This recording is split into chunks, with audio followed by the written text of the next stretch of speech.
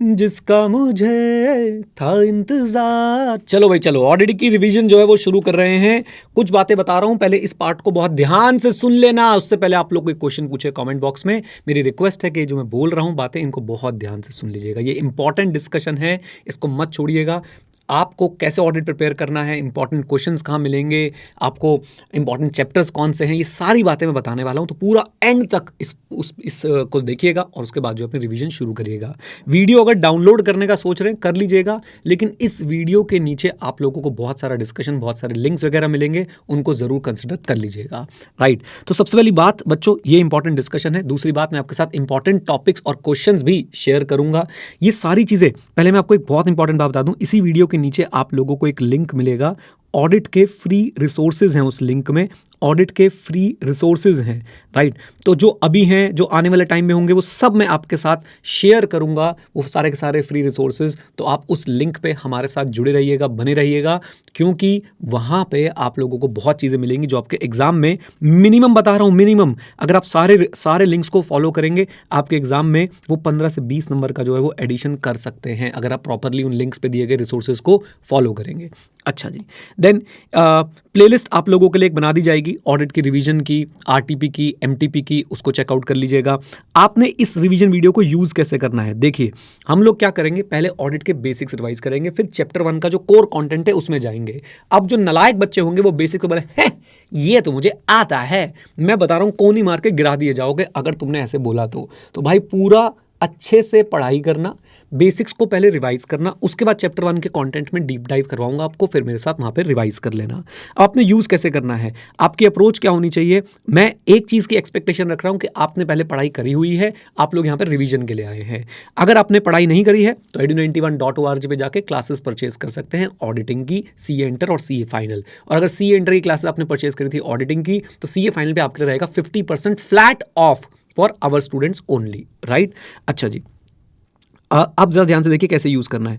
आपने revision video का एक टॉपिक प्ले करना है। राइट, उस टॉपिक के बाद आपने पॉज कर देना है। पॉज करने के बाद आपने उस टॉपिक को अपने स्टडी मैट से, अपने स्टडी मैट मतलब अगर आपके पास मेरी बुक है उससे पढ़िए, नहीं तो आपके पास मेरी बुक नहीं है तो आप लोग वीडियो को ही पॉज करके वहीं से रीड कर लो, मेरे नोट्स होंगे हैंड रिटन नोट्स, वहाँ से रीड कर लो, और उसके बाद जो है उस टॉपिक को एक बार बोल के देख लो, ऐसे जैसे आप किसी को समझा रहे हो।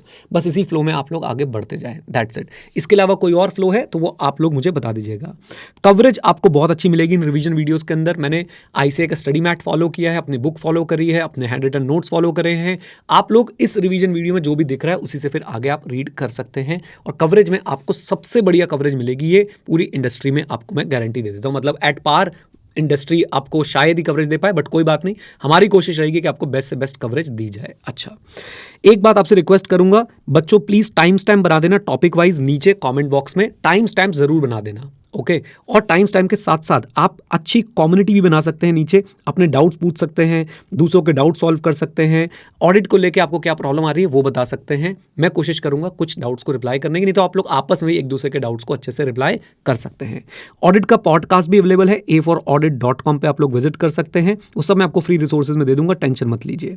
राइट, तो कवरेज प्रॉपर मिलेगी, ऑडिट पॉडकास्ट मैंने बता दिया, टाइम स्टैम्प्स मैंने आपको बोला है, रिक्वेस्ट कर रहा हूं आपसे बना दीजिएगा, आपका होमवर्क है। राइट, और कम्युनिटी बना दीजिए नीचे, बिल्कुल एकदम डिस्कशन कर दीजिए बढ़िया वाला। रिकमेंडेशन आपसे मैं मांगूंगा, अगर आप लोग मुझसे ऑडिटिंग पढ़ रहे हैं रिवीजन वीडियो से या फिर मेरी क्लासेस में, और आपको लगता है कि भाई मेहनत करता हूं मैं आप लोगों के लिए, सर्विसेज देते हैं आपको अच्छी, तो प्लीज अपने दोस्तों को रिकमेंड कर दीजिएगा CA इंटरमीडिएट ऑडिट edu91 के लिए। ओके, edu91 पे आके वो पढ़ सकते हैं, और साथ साथ में CA फाइनल ऑडिट भी मैं पढ़ाता हूं, वो भी आप वो आ सकते हैं और edu91 पे ज्वाइन कर सकते हैं। और आप लोग जो मुझसे पहले पढ़े हुए हैं उनको 50% ऑफ रहने वाला है।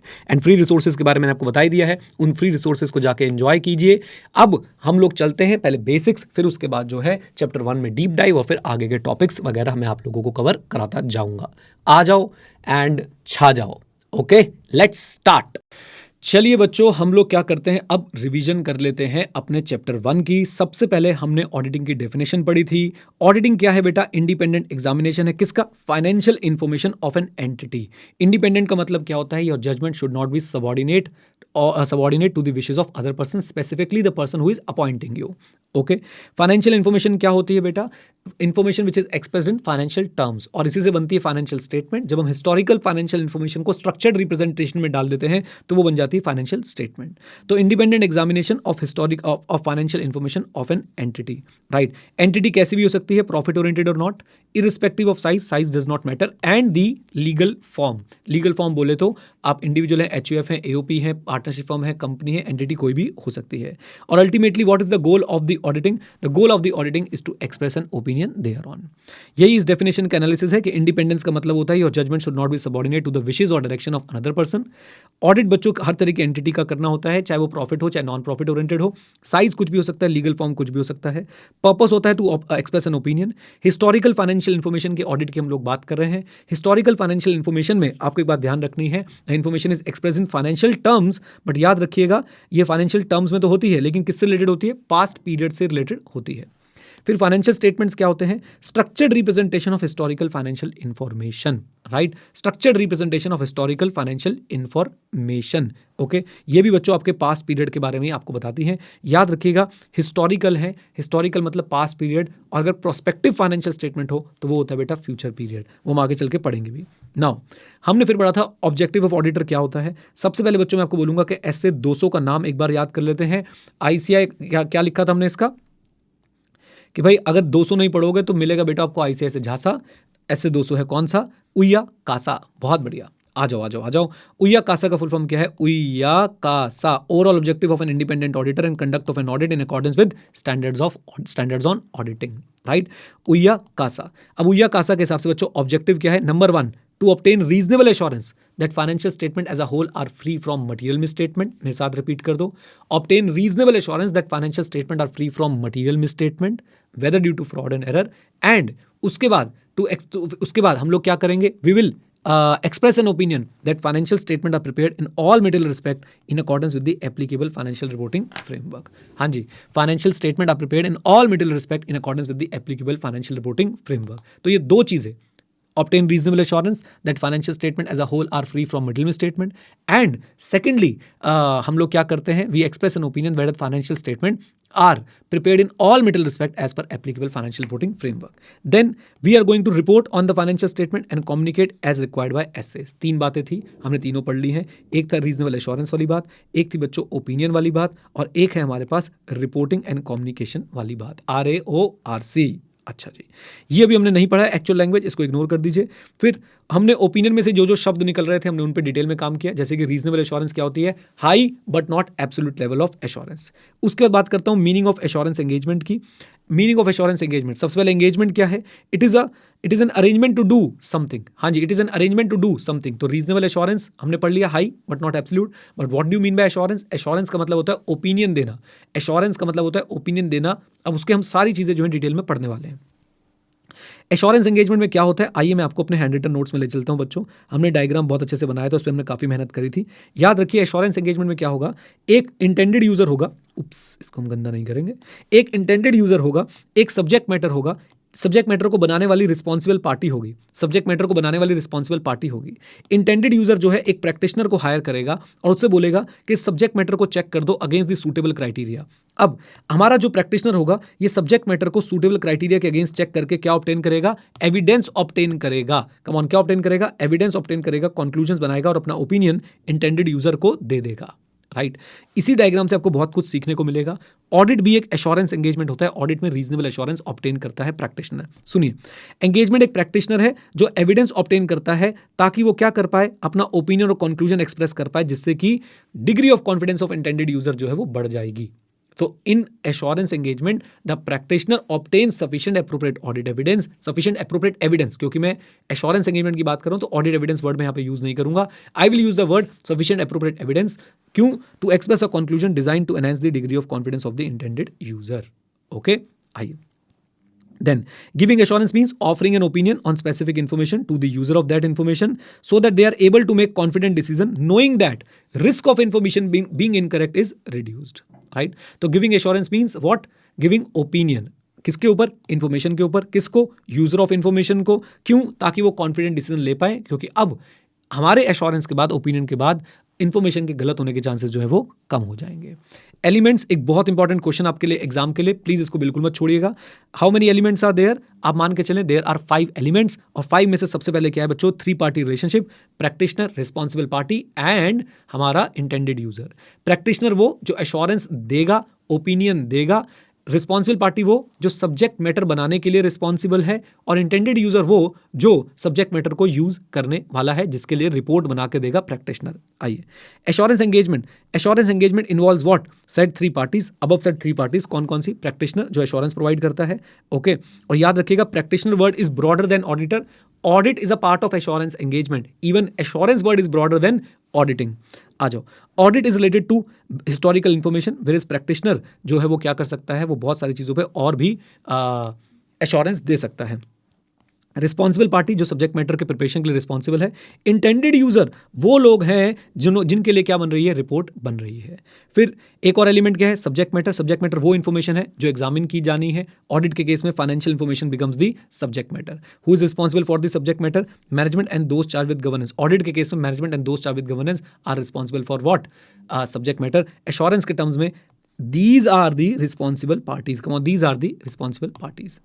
सूटेबल क्राइटेरिया की अगर हम बात करें तो सूटेबल क्राइटेरिया क्या है? वो बेंचमार्क है जिसको हम यूज करेंगे to check the subject matters. वो स्टैंडर्ड्स हैं, गाइडेंस हैं, लॉज हैं, रूल्स हैं, जिसके अगेंस्ट हम लोग चेक करने वाले हैं किसको? आपके सब्जेक्ट मैटर को, राइट। तो आपके जो ऑडिटिंग और अकाउंटिंग स्टैंडर्ड्स हैं, इनको हम लोग क्या बना देते हैं? सूटेबल क्राइटेरिया बना देते हैं। ऑडिट के केस में जो अकाउंटिंग स्टैंडर्ड्स हैं, उनको हम लोग क्या मानते हैं? सूटेबल क्राइटेरिया, क्योंकि हमारी सब्जेक्ट मैटर क्या है? Financial statement. Financial statements will be checked against the accounting standards. आ जाइए, देन एक और इंपॉर्टेंट एलिमेंट है sufficient appropriate evidence. Sufficient appropriate evidence कौन ऑब्टेन करेगा? प्रैक्टिशनर ऑब्टेन करेगा। किसको चेक करके? सब्जेक्ट मैटर को चेक करके। एविडेंस के बेस पे कॉन्क्लूजन और कॉन्क्लूजन के बेसिस पे ओपिनियन। अल्टीमेटली जो है एश्योरेंस जाएगी आपकी एविडेंस, कॉन्क्लूजन, ओपिनियन के फॉर्म में, ओके। तो सफिशिएंसी का मतलब क्या होता है? क्वांटिटी। एप्रोप्रिएटनेस का मतलब होता है क्वालिटी। क्वालिटी के साथ 2 वर्ड मैंने और जोड़ दिए, रेलेवेंस एंड रिलायबिलिटी। ये बातें मैं आपको चैप्टर 3 में बहुत डिटेल में पढ़ाऊंगा। बेसिक आइडिया मैंने आपको दे दिया था कि हमारे पास नंबर ऑफ एविडेंस अच्छे होने चाहिए और quality of evidence, relevance of evidence. याद है कैलकुलेटर वाला एग्जांपल मैंने दिया था कि भैया कैलकुलेटर के मुझे डॉक्यूमेंट्स चाहिए, आप मुझे मोबाइल के दे दो। मोबाइल के महंगे होंगे लेकिन भाई वो मेरे काम के नहीं होंगे। रेलेवेंट वही होगा मुझे जब कैलकुलेटर के डॉक्यूमेंट्स आप लोग दिखाओगे, ओके। तो ये हो गया सफिशिएंट एप्रोप्रिएट एविडेंस की बातचीत, ओके। देन बात करते हैं हम लोग किसकी? आखिरी एलिमेंट, रिटन एश्योरेंस रिपोर्ट। यही तो फाइनल आउटकम है किसका? आपके एश्योरेंस एंगेजमेंट का। इसके अंदर होगा कंक्लूजन जो क्या कन्वे करता है? Assurance about the subject matter. तो सुनिए, हमने ओपिनियन में पढ़ा था कि रीजनेबल एश्योरेंस ऑब्टेन करनी है। हमने रीजनेबल एश्योरेंस का मीनिंग डिटेल में पढ़ लिया। हमने एश्योरेंस एंगेजमेंट की काफ़ी सारी डिटेल पढ़ ली जो एग्जाम के लिए बहुत इंपॉर्टेंट है। अब चलते हैं अपने ओपिनियन में से और वर्ड्स ढूंढने के लिए, और वो क्या है? Miss statement. मिस स्टेटमेंट क्या होता है बेटा? मिस स्टेटमेंट है difference between the actual ACPD, amount classification presentation disclosure, and the required ACPD, required amount classification presentation disclosure, और रिपोर्टेड या फिर actual amount classification presentation disclosure in the financial statement. तो जो हुआ और जो होना चाहिए था उनके बीच के डिफरेंस को मिस स्टेटमेंट बोल देते हैं। जो हुआ कहां पे? फाइनेंशियल स्टेटमेंट में। जो होना चाहिए था कहां पे? कम ऑन, जो होना चाहिए था कहां पे? As per applicable financial reporting framework. उनके बीच में जब डिफरेंस आ जाता है उसे बेटा हम लोग क्या बुला देते हैं? मिस स्टेटमेंट बुला देते हैं। तो ACPD of a reported financial statement item and the ACPD that is required for the item in accordance with the applicable financial reporting framework. Misstatement किन कारणों से हो सकता है? फ्रॉड से हो सकता है और एरर से हो सकता है। दोनों के बीच में डिफरेंस क्या होता है? इंटेंशन का। फ्रॉड इंटेंशनल होता है और एरर बेटा क्या होता है? अनइंटेंशनल होता है। फ्रॉड इंटेंशनल होता है और एरर क्या होता है? अनइंटेंशनल होता है। आ जाइए, देन फिर हम बात करते हैं, हमें ढूंढनी थी मटेरियल मिसस्टेटमेंट। एक मिसस्टेटमेंट को मटेरियल कब माना जाता है? व्हेन इट कैन इंडिविजुअली और in aggregate could be expected to influence the economic decision of the user taken on the basis of the financial statement. When individually or in aggregate could reasonably be expected to influence the economic decision of the user taken on the basis of the financial statement. Types of opinion की बात करते बच्चों, हमारे पास major तरीके से अगर मैं आपको दिखाऊं जो आज हमने क्लास नोट्स बनाए थे उसमें ले चलूं तो लीजिए, एक होता है क्लीन ओपिनियन, एक होता है मॉडिफाइड ओपिनियन। क्लीन ओपिनियन को हम लोग अनमॉडिफाइड ओपिनियन भी बोलते हैं, लेकिन मॉडिफाइड ओपिनियन को हम लोग अनक्लीन ओपिनियन नहीं बोलते हैं। डिटेल्स इसकी चैप्टर 8 में आएंगी, लेकिन बेसिक आइडिया हमने यहाँ पे ले लिया था। मॉडिफाइड ओपिनियन 2 केस में दे सकते हैं। आपके पास सफिशिएंट एप्रोप्रिएट ऑडिट एविडेंस आ गया है, सफिशिएंट एप्रोप्रिएट ऑडिट एविडेंस आ गया है, यानी आपके पास क्वांटिटी और क्वालिटी वाला ऑडिट एविडेंस आ गया है कि financial statement are not free from material misstatement, financial statement are not free from material misstatement, यानी फाइनेंशियल स्टेटमेंट के अंदर मटेरियल मिसस्टेटमेंट है। ओके फिर आप उसका इंपैक्ट चेक करते हैं मटेरियल मिसस्टेटमेंट का, परवेजिव है तो एडवर्स ओपिनियन, नॉट परवेजिव है तो क्वालिफाइड ओपिनियन। फिर दूसरा केस है you are unable to obtain sufficient appropriate audit evidence, आपके पास सफिशिएंट एप्रोप्रिएट ऑडिट एविडेंस आया ही नहीं है, आपके पास सफिशिएंट एप्रोप्रिएट ऑडिट एविडेंस आया ही नहीं है, तो आप लोग क्या करेंगे, आप लोग इंपैक्ट चेक करेंगे, परवेजिव है तो डिस्क्लेमर ऑफ ओपिनियन दे देते हैं, यानी ओपिनियन एक्सप्रेस नहीं करेंगे, और नॉट परवेजिव है तो बेटा हम लोग क्वालिफाइड ओपिनियन दे देंगे। कौन सा ओपिनियन? क्वालिफाइड। तो क्वालिफाइड ओपिनियन हम दोनों केस में दे सकते हैं। याद रखिएगा क्वालिफाइड में सिर्फ कोई गलती है वो पूरी फाइनेंशियल स्टेटमेंट को इंपैक्ट नहीं कर रही है, आपको जिसके लिए एविडेंस नहीं मिला है वो पूरी फाइनेंशियल स्टेटमेंट को इंपैक्ट नहीं कर रहा है, तो हम कौन सा ओपिनियन देते हैं? क्वालिफाइड ओपिनियन दे देते हैं। I hope this is clear. अच्छा, क्लीन ओपिनियन हम लोग कब देते हैं बेटा? क्लीन ओपिनियन हम लोग देंगे when financial statement are free from material misstatements. हमारे पास क्या आ चुकी है? Reasonable assurance, RA, reasonable assurance that FS are free from MMS, and we are now able to express the opinion that financial statement are prepared as per applicable financial reporting framework. अब material misstatement के साथ लिख रहा हूँ FE, financial statement are free from material misstatement whether due to fraud and error, and financial statement are prepared as per applicable financial reporting framework. Done. ये होता हमारा clean opinion देने का जो है सर्कमस्टांसेस। चलिए ये हमने पढ़ लिया था। इसके बाद बच्चों ने बहुत इंपॉर्टेंट वर्ड को देखा, परवेजिव। परवेजिव क्या है? Pervasive in auditing is use to describe the effect of misstatement. Pervasive कोई चीज़ है या नहीं वो हम देखते हैं as per the auditors judgement. Auditor को कुछ बातें माइंड में रखनी है to determine whether the impact is pervasive और नॉट। तो पहली बात ये है, if it is not confined to a single item it is not pervasive, right? I should say if it is not confined to a specific item it is pervasive। मैं दोबारा repeat करता हूं बेटा, इस बात को कंफ्यूज मत होना। अगर मिसस्टेटमेंट का इंपैक्ट एक आइटम तक कन्फाइंड है तो परवेजिव नहीं है, और एक आइटम पे कन्फाइंड नहीं है यानी मल्टीपल आइटम्स पे इंपैक्ट आ रहा है तो परवेजिव है, राइट? फिर हम नीचे बोलते हैं कि अगर स्पेसिफिक आइटम तक भी कन्फाइंड हो गया तो भी परवेजिव हो सकता है if it cover substantial proportion of the financial statement. Inventory वाला एग्जांपल आई होप आपको क्लास में दिया था, याद है? फिर से बोल देता हूं कि अगर generally speaking if it is confined to a single item not pervasive, confined to a single item not pervasive, not confined to a single item pervasive. Okay, but even if it is confined to a single item can be treated as pervasive अगर वो substantial proportion cover करता है, किसका? Financial statement का।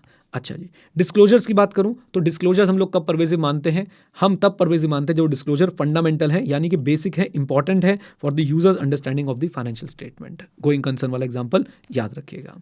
आइए, दोस्त चाविद governance कौन होते हैं? जिनके ऊपर रिस्पॉन्सिबिलिटी होती है of strategic direction and obligation की। ये इंडिविजुअल भी हो सकते हैं और ऑर्गेनाइजेशंस भी हो सकती हैं, जिनके ऊपर फिर से बोल देता हूँ रिस्पॉन्सिबिलिटी होती है स्ट्रेटेजिक डायरेक्शन की और obligation related to the entity. Management क्या करते हैं? एग्जीक्यूटिव रिस्पॉन्सिबिलिटी होती है कंडक्ट ऑफ द ऑपरेशन। आ जाइए, precondition for an audit की बात कर लेता हूँ जल्दी से। ये हम अपने हैंड रिटन नोट से पढ़ लेंगे और जैसे जैसे आपको रिवाइज करता हूँ आप भी वैसे वैसे पढ़िए। प्री कंडीशन क्या है बेटा? मैनेजमेंट की रिस्पॉन्सिबिलिटी है, मैनेजमेंट सबसे पहले तो FRF must be acceptable. Acceptable मतलब LR और नेचर की बात हो रही है। किसकी बात हो रही है? LR और नेचर की, लॉ रेगुलेशन और नेचर की बात हो रही है। लॉ रेगुलेशन के हिसाब से होने चाहिए, as per the nature of the entity होने चाहिए, तो हम बोलेंगे FRF एक्सेप्टेबल है।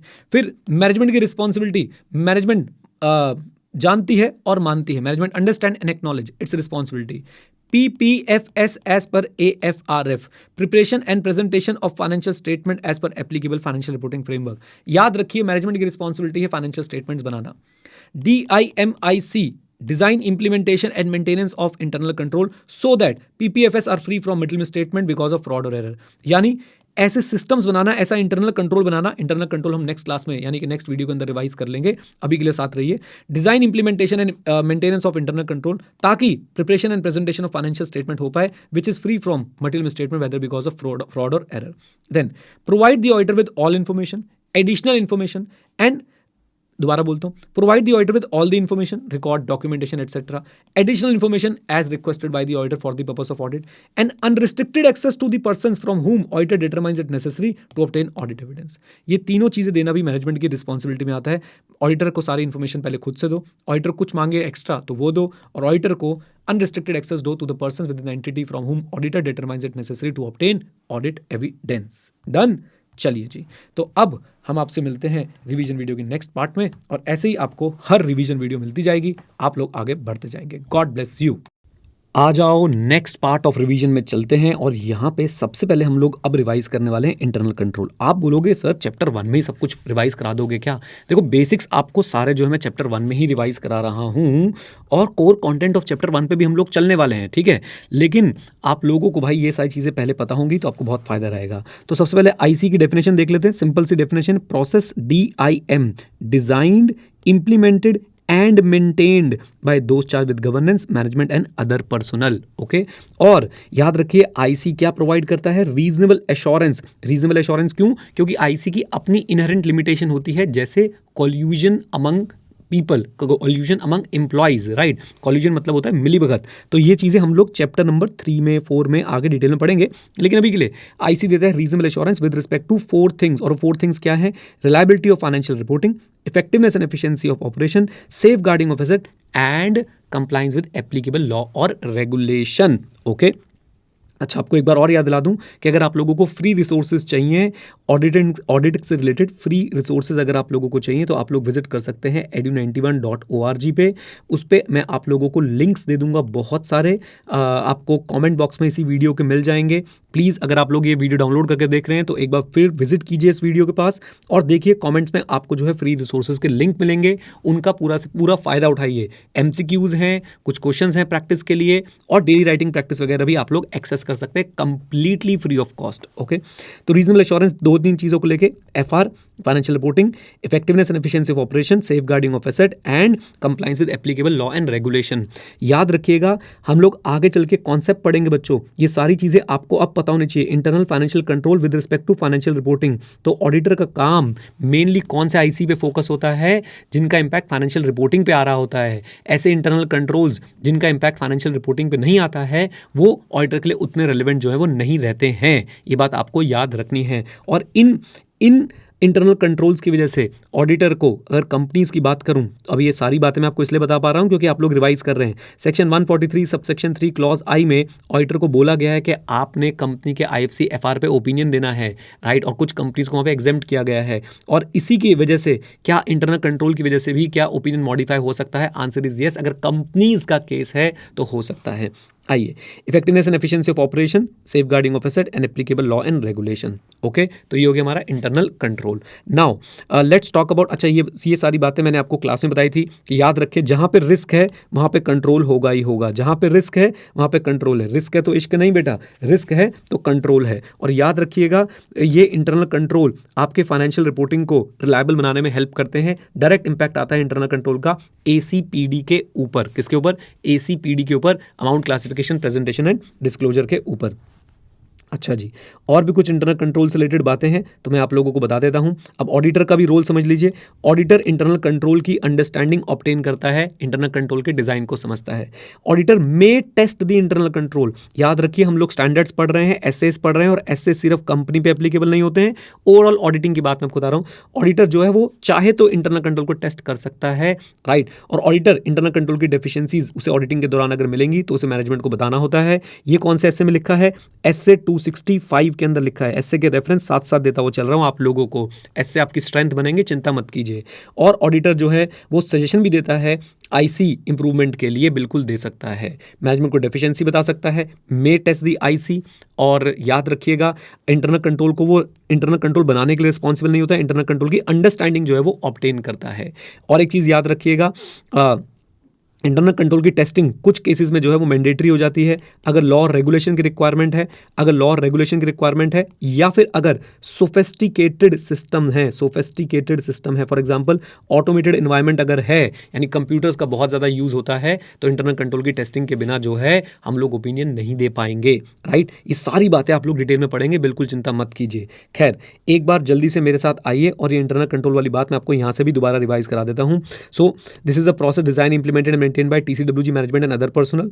It provide reasonable assurance with respect to 4 things: reliability of financial reporting, effectiveness, efficiency of operations, safeguarding of asset, compliance with law regulation. Auditor के लिए यही important है. रोल ऑफ ऑडिटर, याद रखिए, इन जनरल ऑडिटर को opinion नहीं देना होता है आईसी पे. ऑडिटर अपना ओपिनियन नहीं देता है आईसी पे. ऑडिटर का ऑब्जेक्टिव था किस पे ओपिनियन देना? फाइनेंशियल स्टेटमेंट्स पे ओपिनियन देना, राइट. आईसी का डायरेक्ट इंपैक्ट आता है एसीपीडी बोले तो amount classification, presentation and disclosure in the financial statement. Auditor IC की अंडरस्टैंडिंग ऑब्टेन करेगा. Auditor may test the IC. याद रखें कि अगर लॉ और रेगुलेशन बोलेगा ऑडिटर को, तो भाई साहब फिर ऑडिटर को आईसी जो है वो टेस्ट करना ही पड़ेगा. ओके, अच्छा जी. देन बात कर लेते हैं जल्दी से हम लोग टेस्ट चेकिंग की. टेस्ट चेकिंग क्या होता है? अगेन आप लोग बहुत डिटेल में पढ़ेंगे. हम लोग सैम्पलिंग को ही टेस्ट चेकिंग बुला देते हैं. टेस्ट चेकिंग में हम लोग क्या करते हैं? ऑडिट प्रोसीजर लगाते हैं to less than 100% of the transaction. आपकी पूरी पॉपुलेशन जो होती है, लेटेस्ट से आपके पास 1 लाख ट्रांजैक्शन है, आप 1 लाख ट्रांजैक्शन चेक नहीं करेंगे, आप 1 लाख का कोई proportion, for example 500 transaction check करेंगे. तो इसे बोलते हैं sampling. You are applying audit procedure to less than 100% of the population. Okay, अच्छा जी. फिर प्रोफेशनल जजमेंट क्या होती है? अच्छा, ये सारी बातें अभी आपको बेसिक बता दिया, इसको आप डिटेल में पढ़ेंगे. आप ऐसे 530 से इसको कनेक्ट करेंगे बहुत डिटेल में जाके. वहाँ पे मैंने अच्छे से आपको ये और रिवाइज कराने वाला हूँ कि सैम्पलिंग का ऑब्जेक्टिव क्या होता है. फिर हम लोग sampling risk, non sampling risk को भी समझेंगे. आइए देन जजमेंट की बात करते हैं. Application of relevant training, knowledge and experience. Come on, application of relevant training, knowledge and experience, TKE हम जो अप्लाई करते हैं for informed decision about the course of action that are appropriate in the circumstances. तो TKE informed decision, course of action appropriate in the circumstances, तो उसको हम बोलते हैं प्रोफेशनल जजमेंट. ओके, तो ये हमारे 3 बेसिक से कॉन्सेप्ट कंप्लीट हुए. Internal control, test checking, judgement. फिर से बोल रहा हूँ, अब ये मत समझिएगा कि इंटरनल कंट्रोल पूरा पढ़ लिया है, नहीं भाई. आओ अब आपको एक एग्जाम का क्वेश्चन प्रिपेयर करा देता हूँ जल्दी से, जो डायरेक्टली आपसे पूछेंगे.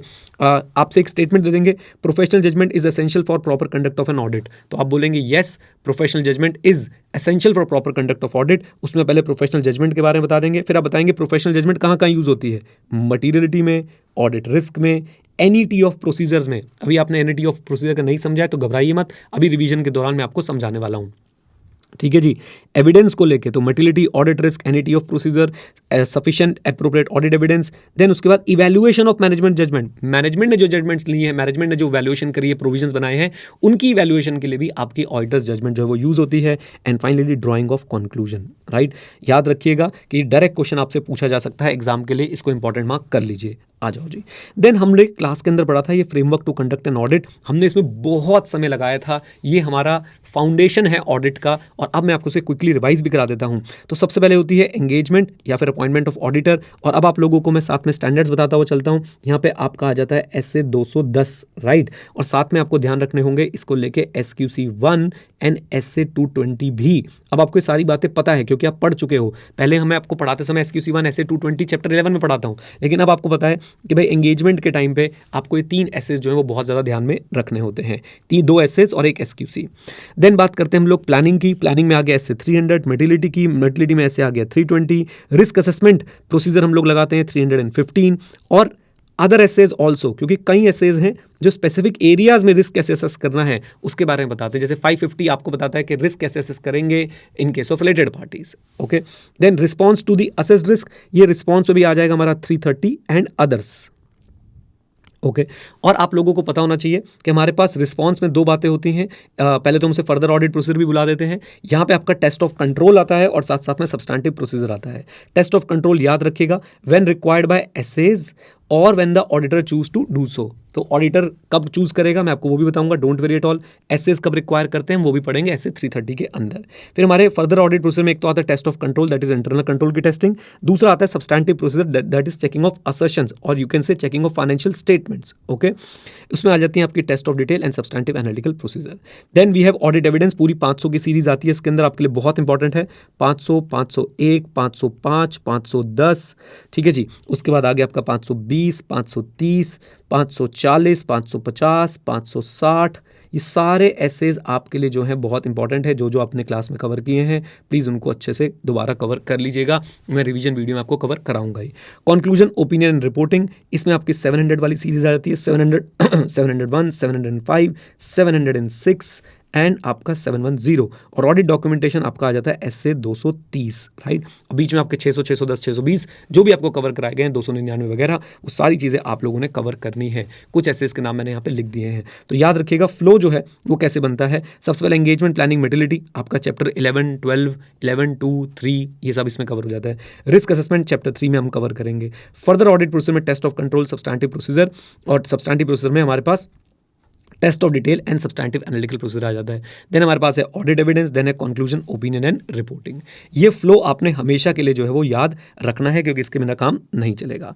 अब देखिए मेरी बात को जरा ध्यान सुनिएगा, इनके बीच में क्या क्या कनेक्शन है मैं आपको बता देता हूँ। सबसे पहले रिस्क असेसमेंट क्या होता है। रिस्क असेसमेंट होता है कि भाई हम लोग देखते हैं कि फाइनेंशियल स्टेटमेंट में गलती होने के चांसेस कितने हैं, और ये प्रायर टू ऑडिट होता है। ROMM exist prior to audit, ये बात ध्यान रखिएगा। करेक्ट इनकरेक्ट के लिए इंपॉर्टेंट है, अब तो करेक्ट इनकरेक्ट नहीं आएंगे, तो आपके MCQ के लिए इंपॉर्टेंट है, राइट। तो रिस्क असेसमेंट हम लोग करते हैं to assess the risk of material misstatement. Risk of material misstatement क्या है, फाइनेंशियल स्टेटमेंट में मटेरियल मिसस्टेटमेंट होने के chances prior to audit.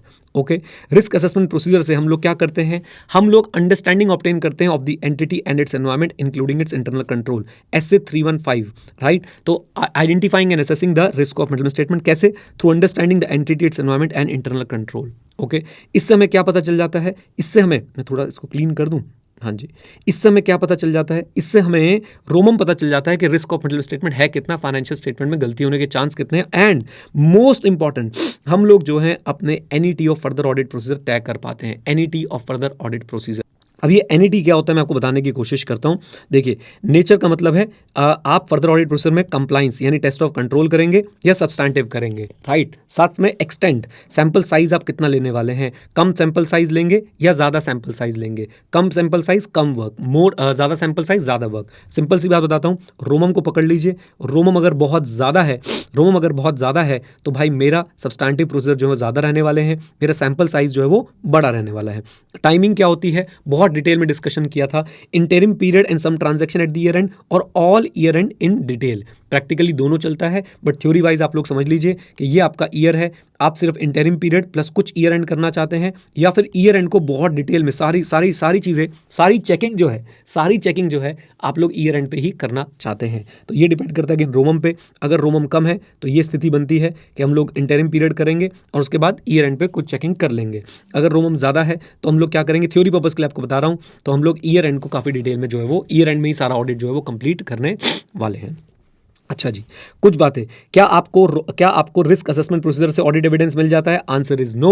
Risk assessment procedure हर ऑडिट में नेसेसरी है, लेकिन इससे आपको सफिशिएंट एप्रोप्रिएट ऑडिट एविडेंस नहीं मिलता है। आइए हमें करने पड़ेंगे फर्दर ऑडिट प्रोसीजर, इन्हें हम लोग रिस्पॉन्स भी बोलते हैं। ऐसे कौन सा डील करता है, ऐसे डील करता है आपका 330, बोलिए कौन सा, 330।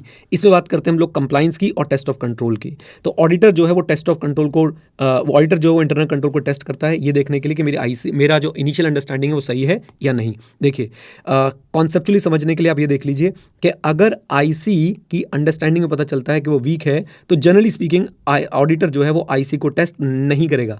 अगर IC की अंडरस्टैंडिंग पता चलता है कि IC स्ट्रॉन्ग है, उसका डिज़ाइन अच्छा लगता है, कि डिज़ाइन सही है, तो ऑडिटर जो है वो IC की टेस्टिंग करेगा और अपने सब्सटैंटिव प्रोसीजर कम कर देगा, राइट। ऑडिटर दो केसेस में IC की टेस्टिंग और करेगा, जब लॉ और रेगुलेशन रिक्वायर करेंगे, और जब ऑडिटर को लगता है कि भाई ऑटोमेटेड सिस्टम है, मैं तो इसके बिना आगे बढ़ ही नहीं सकता हूं। तो हम लोग क्या करेंगे, हम लोग उसके डिज़ाइन को चेक करेंगे। ओके, अगर डिज़ाइन सही नहीं है तो हम लोग सीधा सब्सटैंटिव प्रोसीजर पे जाएंगे, और अगर डिज़ाइन सही है तो हम लोग फिर उसकी एफिशिएंसी और इफेक्टिवनेस को चेक करेंगे, यानी ऑपरेशन और कॉन्टिन्यूटी को हम लोग जो है वो चेक करने वाले हैं। ओके, और ऑपरेशन और कॉन्टिन्यूटी का डायरेक्टली इंप्लीमेंटेशन और मेंटेनेंस का डायरेक्ट इंपैक्ट आने वाला है किसके ऊपर, NET ऑफ सब्सटैंटिव प्रोसीजर के ऊपर। लीजिए, अब सब्सटैंटिव प्रोसीजर में हम लोग क्या चेक करते हैं, ACPD चेक करते हैं, फाइनेंशियल स्टेटमेंट चेक करते हैं। और वो कैसे चेक करते हैं, दो तरीके हमारे पास, analytical procedure and test of detail. Analytical procedure क्या होते हैं, आप लोग बहुत डिटेल में मेरे साथ पढ़ेंगे, बिल्कुल भी चिंता मत कीजिए, रेशियोज, ट्रेंड्स, ये सारी चीज़ें होती हैं। टेस्ट ऑफ डिटेल में हम लोग क्या करते हैं, वाउचिंग एंड वेरिफिकेशन बोलते हैं। वाउचिंग हम लोग इनकम स्टेटमेंट्स के लिए करते हैं, वेरिफिकेशन हम लोग जो है वो आपके asset item, balance sheet items के लिए जो है जनरली करते हैं। आइए इसकी मैं आप लोगों को यहाँ पे थोड़ी बहुत डिटेल्स बता देता हूँ जो हमने क्लास में डिस्कस करी थी। NET, nature, extend, timing, nature, compliance, substantive, extend, sample size, timing मैंने आपको बता दिया, इंटरिम पीरियड, ईयर एंड, या सब कुछ ईयर एंड। ओके, देन इसके बाद हमने यहाँ पे भी बात कर ली थी कि भाई कंप्लाइंस में test of control substantive procedure, यहाँ पे test of detail accounts of financial statement check कर रहे हैं, यहाँ पे भी अकाउंट्स ऑफ फाइनेंशियल स्टेटमेंट पे ही हम लोग एनालिटिकल प्रोसीजर लगाते हैं। याद रखिएगा, ratio, trend, relationship between financial non financial चीज़ें जो है हम लोग देखते हैं एनालिटिकल प्रोसीजर के अंदर। रेशियोज निकालते हैं, ट्रेंड्स निकालते हैं, रिलेशनशिप को स्टडी करते हैं between financial and non financial data, financial, salary, non financial, number of employees, और अनयूजुअल ट्रेंड और रिलेशन अगर आता है तो उसे फर्दर इन्वेस्टिगेट करते हैं। इन्वेस्टिगेशन का मतलब है उसे फर्दर हम लोग जो है वो क्या करते हैं, एग्जामिन कर रहे होते हैं। ओके, अच्छा जी। देन याद रखिए, when auditor will have to test IC, TOC उसे कब करना पड़ेगा, जब when he opts for it. Opts for it मतलब आईसी गुड है, स्ट्रांग लगा था वाइल डूइंग रैप, तो आप उसे चेक करेंगे। कॉम्प्लेक्स अकाउंटिंग सिस्टम है, आपका आईटी बेस्ड अकाउंटिंग सिस्टम है, तो हम लोगों को आईसी की टेस्टिंग करनी पड़ेगी। आईसी पे ओपिनियन हम लोग नहीं देंगे जब तक लॉ और रेगुलेशन नहीं बोलेगा। रोमम अगर ज़्यादा है तो हम लोग आईसी की टेस्टिंग को क्या कर सकते हैं, स्किप कर सकते हैं, अगर लॉ रेगुलेशन आपको कुछ नहीं बोल रहा है। रोमम अगर कम है तो आईसी स्ट्रांग है। पॉजिटिव इंपैक्ट ऑन एसीपीडी, यानी एसीपीडी आपके अकाउंट क्लासिफिकेशन, प्रेजेंटेशन, डिस्क्लोजर आपके अच्छे होंगे, तो आईसी को हम लोग टेस्ट करेंगे और सब्सटैंटिव प्रोसीजर थोड़े से अपने क्या कर देंगे, हम लोग रिड्यूस कर देंगे। आई होप ये सारी की सारी बातें जो हैं आप लोगों को क्लियर है। बोल दो हाँ के ना, यस सर बिल्कुल क्लियर है। आइए अब बात कर लेते हैं असर्शंस की। सुनिएगा मेरी बात को ध्यान से। असर्शंस बहुत इंपॉर्टेंट है आपके एग्जाम के लिए। आपके एग्जाम में असर्शन को दो पार्ट में बांटा गया है एक तरीके से। कुछ चर्चा जो है आई थिंक चैप्टर 3 या 4 में की गई है और कुछ चर्चा जो है चैप्टर 5 में की गई है। हम इसकी चैप्टर 1 में ही सारी की सारी चर्चा कंप्लीट कर देंगे। क्या कन्फ्यूजन है वो भी मैं आप लोगों को यहीं पर क्लियर कर दूंगा रिविजन के दौरान। सो असर्शन क्या होती है, पहले तो डेफिनेशन पढ़ लो। रिप्रेजेंटेशन बाय मैनेजमेंट, एक्सप्लिसिट और अदरवाइज, अभी बताएंगे क्या होता है एक्सप्लिसिट और otherwise, don't worry at all, embodied in the financial statement. Okay, लीजिए तो मैनेजमेंट क्या करती है, मैनेजमेंट बोलती है जी financial statement are in compliance with applicable FRF. Management ये स्टेटमेंट देती है, राइट। तो इस स्टेटमेंट के दौरान मैनेजमेंट कुछ असर्शंस दे रही हैं कि भाई हमने एसीपीडी जो है प्रॉपर किया है, हमने अमाउंट क्लासिफिकेशन, प्रेजेंटेशन, डिस्क्लोजर जो है वो प्रॉपर किया है। अब ऑडिटर इन्हीं स्टेटमेंट्स को, इन्हीं क्लेम्स को जो है वो चेक करता है। ओके, और कैसे चेक करता है जरा ध्यान से देखिए। 3 पार्ट्स में जो है वो पूरे फाइनेंशियल स्टेटमेंट को डिवाइड कर दिया जाता है। ये एज पर आईसीएआई है। अभी आईसीए अपना स्टैंड बदलेगा थोड़ी देर में, चिंता मत कीजिए, बताऊंगा। Transaction, account balance, presentation, disclosure. Account balance में आपके पास आता है ईआरसीवी, ट्रांजैक्शन में आपके पास आता है ओसीएसीसी, प्रेजेंटेशन एंड डिस्क्लोजर में आता है ओसीसीए। तो ईआरसीवी क्या है, existence, rights and obligation, completeness, valuation and allocation, अभी सब समझाऊंगा। अकरेंस में आपके पास क्या आता है, ट्रांजैक्शन में आपके पास क्या आता है, OCACC, occurrence, completeness, accuracy, cut off, classification and presentation and disclosure. इसी को लेकर डिस्प्यूट है। आईसीआई चैप्टर 4 में इसे एक अलग कैटेगरी बना देता है और चैप्टर 5 में क्या कहता है कि भाई प्रेजेंटेशन डिस्क्लोजर अपने आप में एक असर्शन है। इंटरनेशनली प्रेजेंटेशन एंड डिस्क्लोजर अपने आप में एक असर्शन है। वो सिर्फ अकाउंट बैलेंस में यहाँ पे प्रेजेंटेशन डिस्क्लोजर आ जाएगा और ट्रांजैक्शन में यहाँ पे प्रेजेंटेशन एंड डिस्क्लोजर आ जाएगा। बट डर ये लगता है कि आईसीआई ने पूछ लिया कि प्रेजेंटेशन एंड डिस्क्लोजर के अंदर के असर्शन बताओ, तो आप लोग प्लीज ये लिख के आइएगा, घबराइएगा मत, बिल्कुल लिख के आइएगा बिंदास होके। अच्छा जी, चलिए अब मैं आपको इन असर्शंस को पढ़ा भी देता हूं कि असर्शंस में क्या क्या चीज़ें आएंगी। तो पहले देखिए बेसिक यहीं पे है, management claim financial statement prepare as per applicable FRF. It means they are making assertion about ACPD and definition. Assertion की क्या पढ़ाई मैंने आपको, रिप्रेजेंटेशन बाय मैनेजमेंट, एक्सप्लिसिट और अदरवाइज, अभी बताएंगे, don't worry at all, embodied in the financial statement. Auditor classify करते हैं फाइनेंशियल इन्फॉर्मेशन को 3 कैटेगरी में, account balance, transaction, presentation, disclosure, और इनके लिए फिर डिफरेंट असर्शन जो है चेक करता है। सबसे पहले मैं आपसे बात करता हूँ अकाउंट बैलेंस में 4 असर्शन चेक करनी है, ERCV। असर्शन ई का मतलब क्या है, एग्जिस्टेंस। एग्जिस्टेंस में हम लोग देखते हैं कि whether account balance actually exist और नॉट। राइट्स एंड ऑब्लिगेशन हम लोग क्या देखते हैं कि भाई एसेट्स और लायबिलिटीज जो दिखा रहे हैं वो एक्चुअली में एंटिटी के कंट्रोल में, एंटिटी की ऑब्लिगेशन होनी चाहिए लायबिलिटीज के केस में। कंप्लीटनेस बहुत इंपॉर्टेंट असर्शन है, बहुत इंपॉर्टेंट असर्शन है। कंप्लीटनेस में हम लोग देखते हैं कि कोई भी चीज़ रिकॉर्ड होने से बच तो नहीं गई है। वैल्यूएशन एंड एलोकेशन, अगेन हम लोग यहाँ देखते हैं कि जो अकाउंट बैलेंस आपने रिकॉर्ड किए वो सही अमाउंट पे रिकॉर्ड हुए हैं और प्रॉपर एलोकेशन हुई है ओवरहेड की और एक्सपेंसेस की। फॉर एग्जांपल इन्वेंट्री के केस में प्रॉपर एलोकेशन जो वो की गई है, वैल्यूएशन एंड एलोकेशन। देन बात करते हैं हम लोग किसकी, ट्रांजैक्शन की, OCACC, ओ अकरेंस। याद रखिएगा बच्चों, आईसीआई ऐसे क्वेश्चन पूछ रहा है कि बताओ जी ये कौन सी असर्शन है, इसे आइडेंटिफाई करो। तो प्लीज़ आप लोग गलती मत कर दीजिएगा ऐसे ऐसे टॉपिक्स को छोड़ने की। आ जाओ, तो अकरेंस में क्या है, transaction actually occurred and relates to the entity. Transaction actually occurred and relates to the entity. Completeness, again फिर वही वाली बात आ जाती है जो हमारे पास ERCV में थी कि सारी ट्रांजैक्शन इवेंट जो रिकॉर्ड होने चाहिए थे वो रिकॉर्ड हो चुके हैं। एक्यूरेसी अमाउंट से डील करती है, हम लोग चेक करते हैं कि भाई हमारे जो ट्रांजैक्शन है, जो हमारे अमाउंट्स है वो प्रॉपरली रिकॉर्डेड है या नहीं। क्लासिफिकेशन अकाउंट से डील करती है, सही अकाउंट में रिकॉर्ड होना चाहिए। और कट ऑफ पीरियड से डील करती है, सही पीरियड में रिकॉर्ड होना चाहिए। तो account, amount, account, period. Amount, account, period, ये चीज़ आपने जो है ध्यान रखनी है। ओके, अच्छा जी। कट ऑफ का सिंपल मतलब कि भाई इस साल की ट्रांजैक्शन तो इसी साल में रिकॉर्ड हो, किसी और साल में ना हो, और किसी और साल की ट्रांजैक्शन इस साल में रिकॉर्ड ना हो। प्रेजेंटेशन एंड डिस्क्लोजर, जबरदस्ती की बात, बट कोई बात नहीं भाई, प्रोटेस्ट में पढ़ना पड़ेगा। सबसे पहले इसमें भी OCCA आता है, occurrence, completeness, classification, accuracy and valuation. तो ये आपसे क्या बोलेंगे कि भाई जितने भी इवेंट और ट्रांजैक्शन थे, अकाउंट बैलेंस थे, वो प्रॉपर्ली डिस्क्लोज्ड होने चाहिए and presented that occur during the relevant period. तो अगेन बात सिर्फ इतनी सी है कि भाई आपके सारे इवेंट्स और ट्रांजैक्शन यानी सारे अकाउंट बैलेंस, सारी ट्रांजैक्शन प्रॉपर्ली डिस्क्लोज होनी चाहिए। कंप्लीटनेस, जितने भी डिस्क्लोजर्स रिक्वायर्ड थे वो डिस्क्लोजर्स होने चाहिए। क्लासिफिकेशन, डिस्क्लोजर्स क्लियरली एक्सप्रेस होने चाहिए, कोई डाउट नहीं होना चाहिए। क्लासिफिकेशन एंड अंडरस्टैंडेबिलिटी में क्या लिखेंगे, डिस्क्लोजर क्लियरली डिस्क्लोज होना चाहिए, कोई डाउट नहीं होना चाहिए। और इन्फॉर्मेशन जो डिस्क्लोज्ड है वो all the information which is disclose वो फेयर होनी चाहिए और अप्रोप्रिएट अमाउंट पे होनी चाहिए। लीजिए, तो ये हो गई हमारी असर्शन वाली बातें। अब असर्शन में जो एक्सप्लिसिट इम्प्लिसिट वाला पॉइंट है वो भी मैं आप लोगों को अभी के अभी जो है वो रिवाइज कराने वाला हूं, चिंता मत कीजिए। और उसके बाद हम लोग चलेंगे अपने बाकी टॉपिक पे, audit evidence, audit risk, etcetera etcetera. एक बार फिर बोल दूं, edu91.org विजिट करके सारे फ्री रिसोर्सेज का फायदा उठाइए और खूब अच्छे से जो है वो रिविजन कर लीजिए इस चैप्टर की। ये चैप्टर आपको कराएगा पास आपके एग्जाम के अंदर। ओके, चलो, all the best, God bless you. Hello hello hello बच्चों, तो आज हम लोग यहाँ पे असर्शन वाले टॉपिक का कुछ मिसलेनियस पार्ट जो है वो रिवाइज करने आए हैं। असर्शन की डेफिनेशन हम सबको पता है, assertions are representation by management explicit और otherwise embodied in the financial statement, right. Assertion बच्चों कैटेगरी वाइज भी हम सबको पता है। आज हमें असर्शन की बहुत सारी जानकारी है। कैटेगरी वाइज कैसे, ट्रांजैक्शन, अकाउंट बैलेंस और प्रेजेंटेशन एंड डिस्क्लोजर। अगर मैं ट्रांजैक्शन की बात करता हूं तो OCACC यानी कि occurrence, completeness, accuracy, cut off, classification. But ICA बच्चों चैप्टर 4 से चैप्टर 5 तक जाते जाते एक्यूरेसी के बदले क्या लिखना शुरू कर देता है, मेजरमेंट भी कहीं कहीं पे इंटरचेंजेबली यूज करना शुरू कर देता है, तो घबराना नहीं है।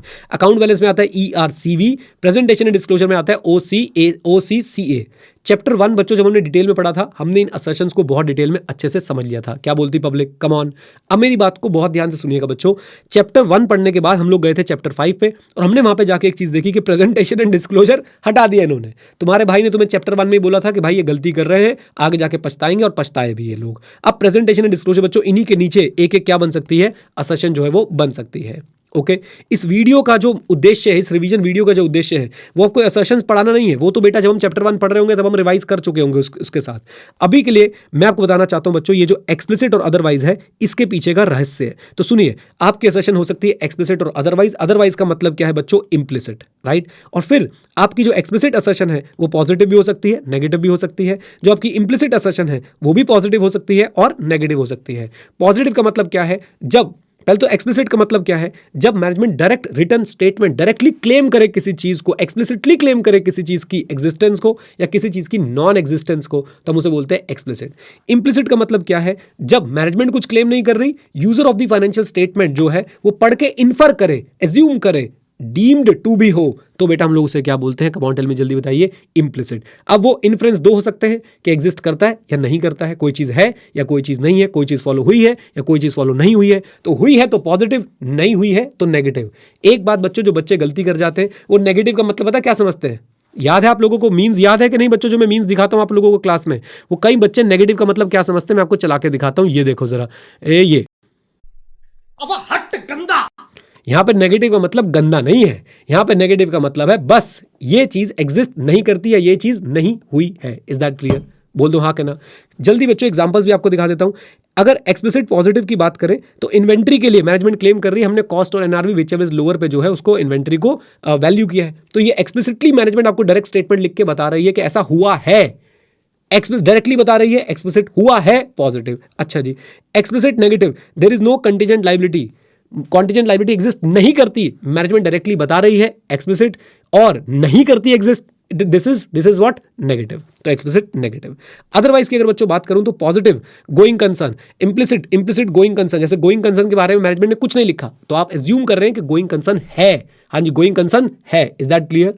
तो ये हो गया आपका इम्प्लिसिट पॉजिटिव। इम्प्लिसिट नेगेटिव की बात करूं तो no building is shown in the balance sheet, तो ये बच्चों क्या है, इम्प्लिसिट नेगेटिव, यानी कि बैलेंस शीट में बिल्डिंग एग्जिस्ट नहीं करती, यानी इस कंपनी के पास बिल्डिंग जो है वो नहीं है, ऐसा इन्फ्रेंस निकल रहा है इसकी बैलेंस शीट को देख के। Is that clear?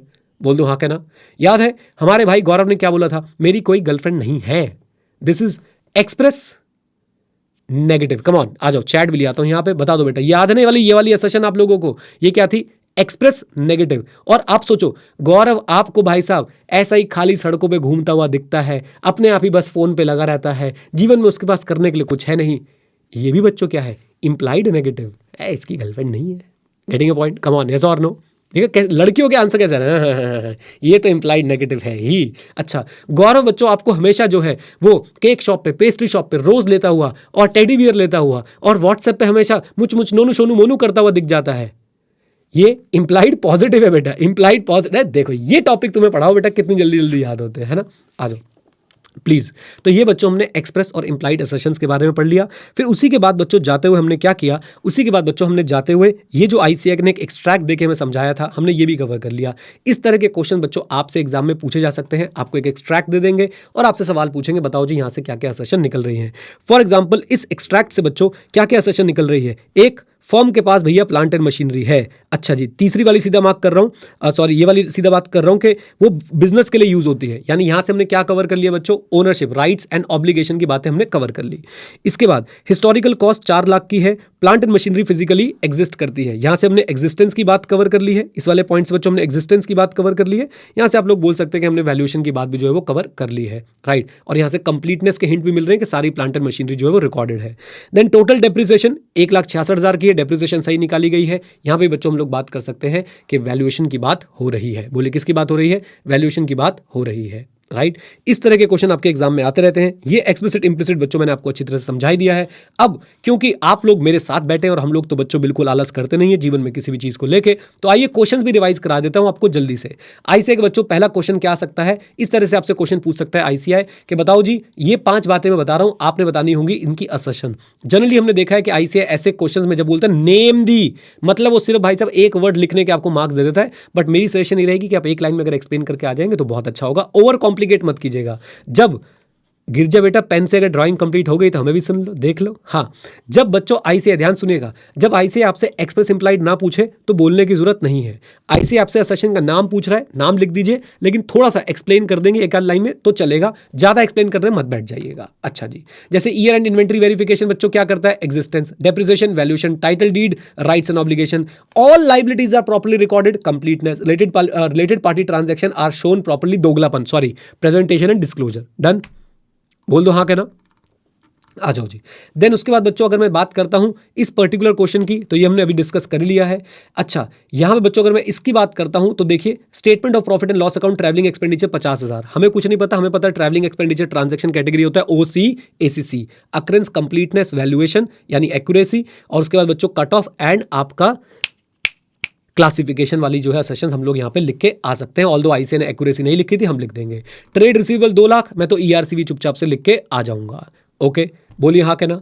ऐसी बच्चों एक और क्वेश्चन है, जल्दी से आपको दिखा देता हूं। Employee benefit expense, employee benefit expense जो है वो है fully accounted for, fully accounted for मतलब completeness. Discount on sale has been properly adjusted और अकाउंटेड फॉर, एक्यूरेसी, लेकिन एक्यूरेसी की जगह कभी कभी बच्चों आईसीआई क्या वर्ड यूज कर लेता है? Measurement. And finally employ benefit expense recorded during the period relates to the current accounting period only, correct accounting period की बात चल रही है, तो मैं कट ऑफ वाली असर्शन जो है यहाँ पे लिख के आ सकता हूँ। क्या बोलती पब्लिक? लेक्चर भी हो गया, रिविजन भी हो गई। सब बच्चे बता दीजिए क्या इस पे क्लैरिटी है, जल्दी बताइए, कम ऑन, यस और नो। बहुत ही बढ़िया, बहुत ही बढ़िया, बहुत ही बढ़िया बच्चों। चलिए अब मैं क्या करूंगा, मैं बच्चों आपसे एक रिक्वेस्ट करूंगा कि अब आपको डेली राइटिंग प्रैक्टिस में इसी के 2 क्वेश्चंस मिल जाएंगे। Please for God sake assertion वाले 2 क्वेश्चन लिख के प्रैक्टिस कर लो, कॉन्सेप्ट आपका पक्का हो जाएगा। डन? बोल दो यस सर, यस सर, बिल्कुल सर। आइए जी, आइए बातचीत करते हैं हम बच्चों किसके बारे में? ऑडिट रिस्क के बारे में। मेरी बात को बहुत ध्यान से सुने। ऑडिट रिस्क की टेक्निकल डेफिनेशन क्या है? The risk that auditor might express an inappropriate opinion when financial statements are materially misstated, right. यानी कि इनएप्रोप्रिएट ओपिनियन जाने के चांसेस जब फाइनेंशियल स्टेटमेंट क्या है? मटीरियली मिसस्टेटेड है। मेरी बात को ज़रा ध्यान सुनो। क्या मेरे प्यारे प्यारे बच्चों इसमें ऑडिटर के बिजनेस के रिस्क की बात कर रहे हैं? आंसर इज नो, हम ऑडिटर के बिजनेस रिस्क की बात नहीं कर रहे हैं, हम इनएप्रोप्रिएट ओपिनियन की बात कर रहे हैं in case financial statement are materially misstated. क्या रिवर्स पॉसिबल है? Inappropriate opinion when financial statement are not materially misstated, वो ऑडिट रिस्क की डेफिनेशन में कवर, हाँ जी, वो ऑडिट रिस्क की डेफिनेशन में कवर नहीं होता है। Is that clear? याद रखेंगे, बहुत इंपॉर्टेंट है बच्चों ये आपके आगे ऑडिट पढ़ने के लिए। अच्छा जी, इसके बाद बच्चों हमने क्या देखा? ऑडिट रिस्क हमने हाई बोला है, याद रखिएगा पूरा टॉपिक यहाँ पे कवर नहीं किया है। पूरा टॉपिक बच्चों हम लोग कहाँ पे कवर करेंगे? चैप्टर नंबर 3 के अंदर जाके बहुत डिटेल में। लेकिन ऑडिट रिस्क के आपको सारे बेसिक्स जो है अच्छे से पता है। ऑडिट रिस्क में बच्चों क्या क्या होता है? दो कंपोनेंट होते हैं, रोमम और डीआर। स्टैंडर्ड्स जो है वो आईआर सीआर नहीं बुलाते, वो बेटा बार बार किसको रेफर करते हैं? रोमम को। हमें पता है कि रोमम can be further divided into 2 parts. बताओ बेटा कौन कौन सा? जल्दी बोलो जल्दी बोलो जल्दी बोलो, कम on everyone. Number 1 is IR and number 2 is CR. IR is inherent risk, CR is control risk.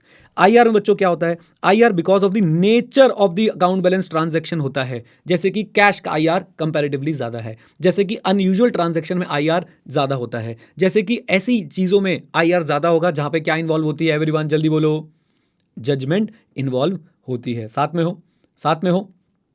अच्छा जी, इसके बाद बच्चों मेरे साथ जरा जुड़िएगा, डिटेक्शन रिस्क की बात करता हूं। Detection risk, everyone everyone everyone, detection risk बच्चों ऑडिटर का रिस्क होता है। डिटेक्शन रिस्क किसका रिस्क होता है? ऑडिटर का risk. Risk of non detection of material misstatement bye the auditor, risk of non detection by material risk of non detection of material misstatement bye the auditor. Auditor का risk होता है, मतलब auditor बच्चों इस risk को जो है वो मैनेज कर सकता है, लेकिन रोमम को ऑडिटर सिर्फ क्या कर सकता है? असेस कर सकता है। जरा देखिए, हाँ जी, auditor can only assess the ROMM. Increase और डिक्रीज काम करना इसमें किसका है? मैनेजमेंट का। रोमम क्या कभी जीरो हो सकता है? रोमम क्या कभी जीरो हो सकता है? आंसर इज नो, रोमम कभी भी जो है वो जीरो नहीं हो सकता है। इवन बच्चों क्या ऑडिट रिस्क कभी जीरो हो सकता है? क्या ऑडिट रिस्क कभी जीरो हो सकता है? Answer is no. क्या डिटेक्शन रिस्क कभी जीरो हो सकता है? Answer is no. क्या रोमम कभी जीरो हो सकता है? Answer is no. तो भाई साहब कोई सा भी रिस्क जो है वो जीरो नहीं हो सकता है। हाँ, ऑडिटर कोशिश करेगा डिटेक्शन रिस्क को मिनिमाइज करने की, अगर रोमम बहुत ज़्यादा है। अगर रोमम बहुत ज़्यादा है तो डिटेक्शन रिस्क को हम नीचे वाले लेवल पे लाने की क्या करेंगे? कोशिश कर लेंगे। Is that clear? बोलिए बोलिए, आ जाओ। अब बच्चों आपको पता है हम लोग रोमम को कैसे असेस करते हैं? रैप के through, risk assessment procedure. Risk assessment procedure, come on, है ना? इधर देखो जरा, रिस्क असेसमेंट प्रोसीजर में we understand the entity, its environment and IC. हमें रोमम का लेवल पता चल जाता है और फिर बच्चों हम लोग क्या डिसाइड करते हैं? एनईटी। एनईटी बोले तो nature, extent and timing of our response, और बच्चों उसका डायरेक्ट इंपैक्ट हमारे डिटेक्शन रिस्क पे आता है। सुनिए, अगर बच्चों रिस्क ज्यादा है, अगर रिस्क ज्यादा है तो मैं टेस्ट ऑफ डिटेल पे ज्यादा ध्यान लगाऊंगा। रिस्क कम ऑन, रिस्क ज्यादा है तो मैं टेस्ट ऑफ डिटेल पे ज्यादा ध्यान लगाऊंगा। नेचर, रिस्क ज्यादा है तो मैं सैंपल साइज बढ़ा दूंगा, यानी एक्सटेंट बढ़ा दूंगा। एक्सटेंट, रिस्क ज्यादा है तो बेटा मैं अपनी सारी टेस्टिंग कहां पे करना चाहूंगा? ईयर एंड पे कॉम्प्रिहेंसिव टेस्टिंग जो है मैं करना चाहूंगा। Is that clear? बोलिए हाँ के ना, come on come on come on. आइए जी, तो ये था हमारा ऑडिट रिस्क का टॉपिक। इसके बाद बच्चों हम लोगों ने क्या पढ़ा? इसके बाद बेटा हम लोगों ने पढ़ा ऑडिट एविडेंस। आ जाओ जरा चलते हैं बुक के अंदर और देख के आते हैं ऑडिट एविडेंस। ऑडिट एविडेंस को भी हमने सिर्फ हाई बोला है, इसकी डिटेलिंग बच्चों हम लोग कब कवर करेंगे? चैप्टर नंबर 3 के अंदर। ऑडिट एविडेंस क्या है? मेरी बात सुनो, साक्षी इधर देखो। ऑडिट एविडेंस क्या है बच्चों? Information to arrive at conclusion on which auditor's opinion is based. एक बार बोल दो line, information use by auditor in arriving at conclusion on which auditor's opinion is based. Done.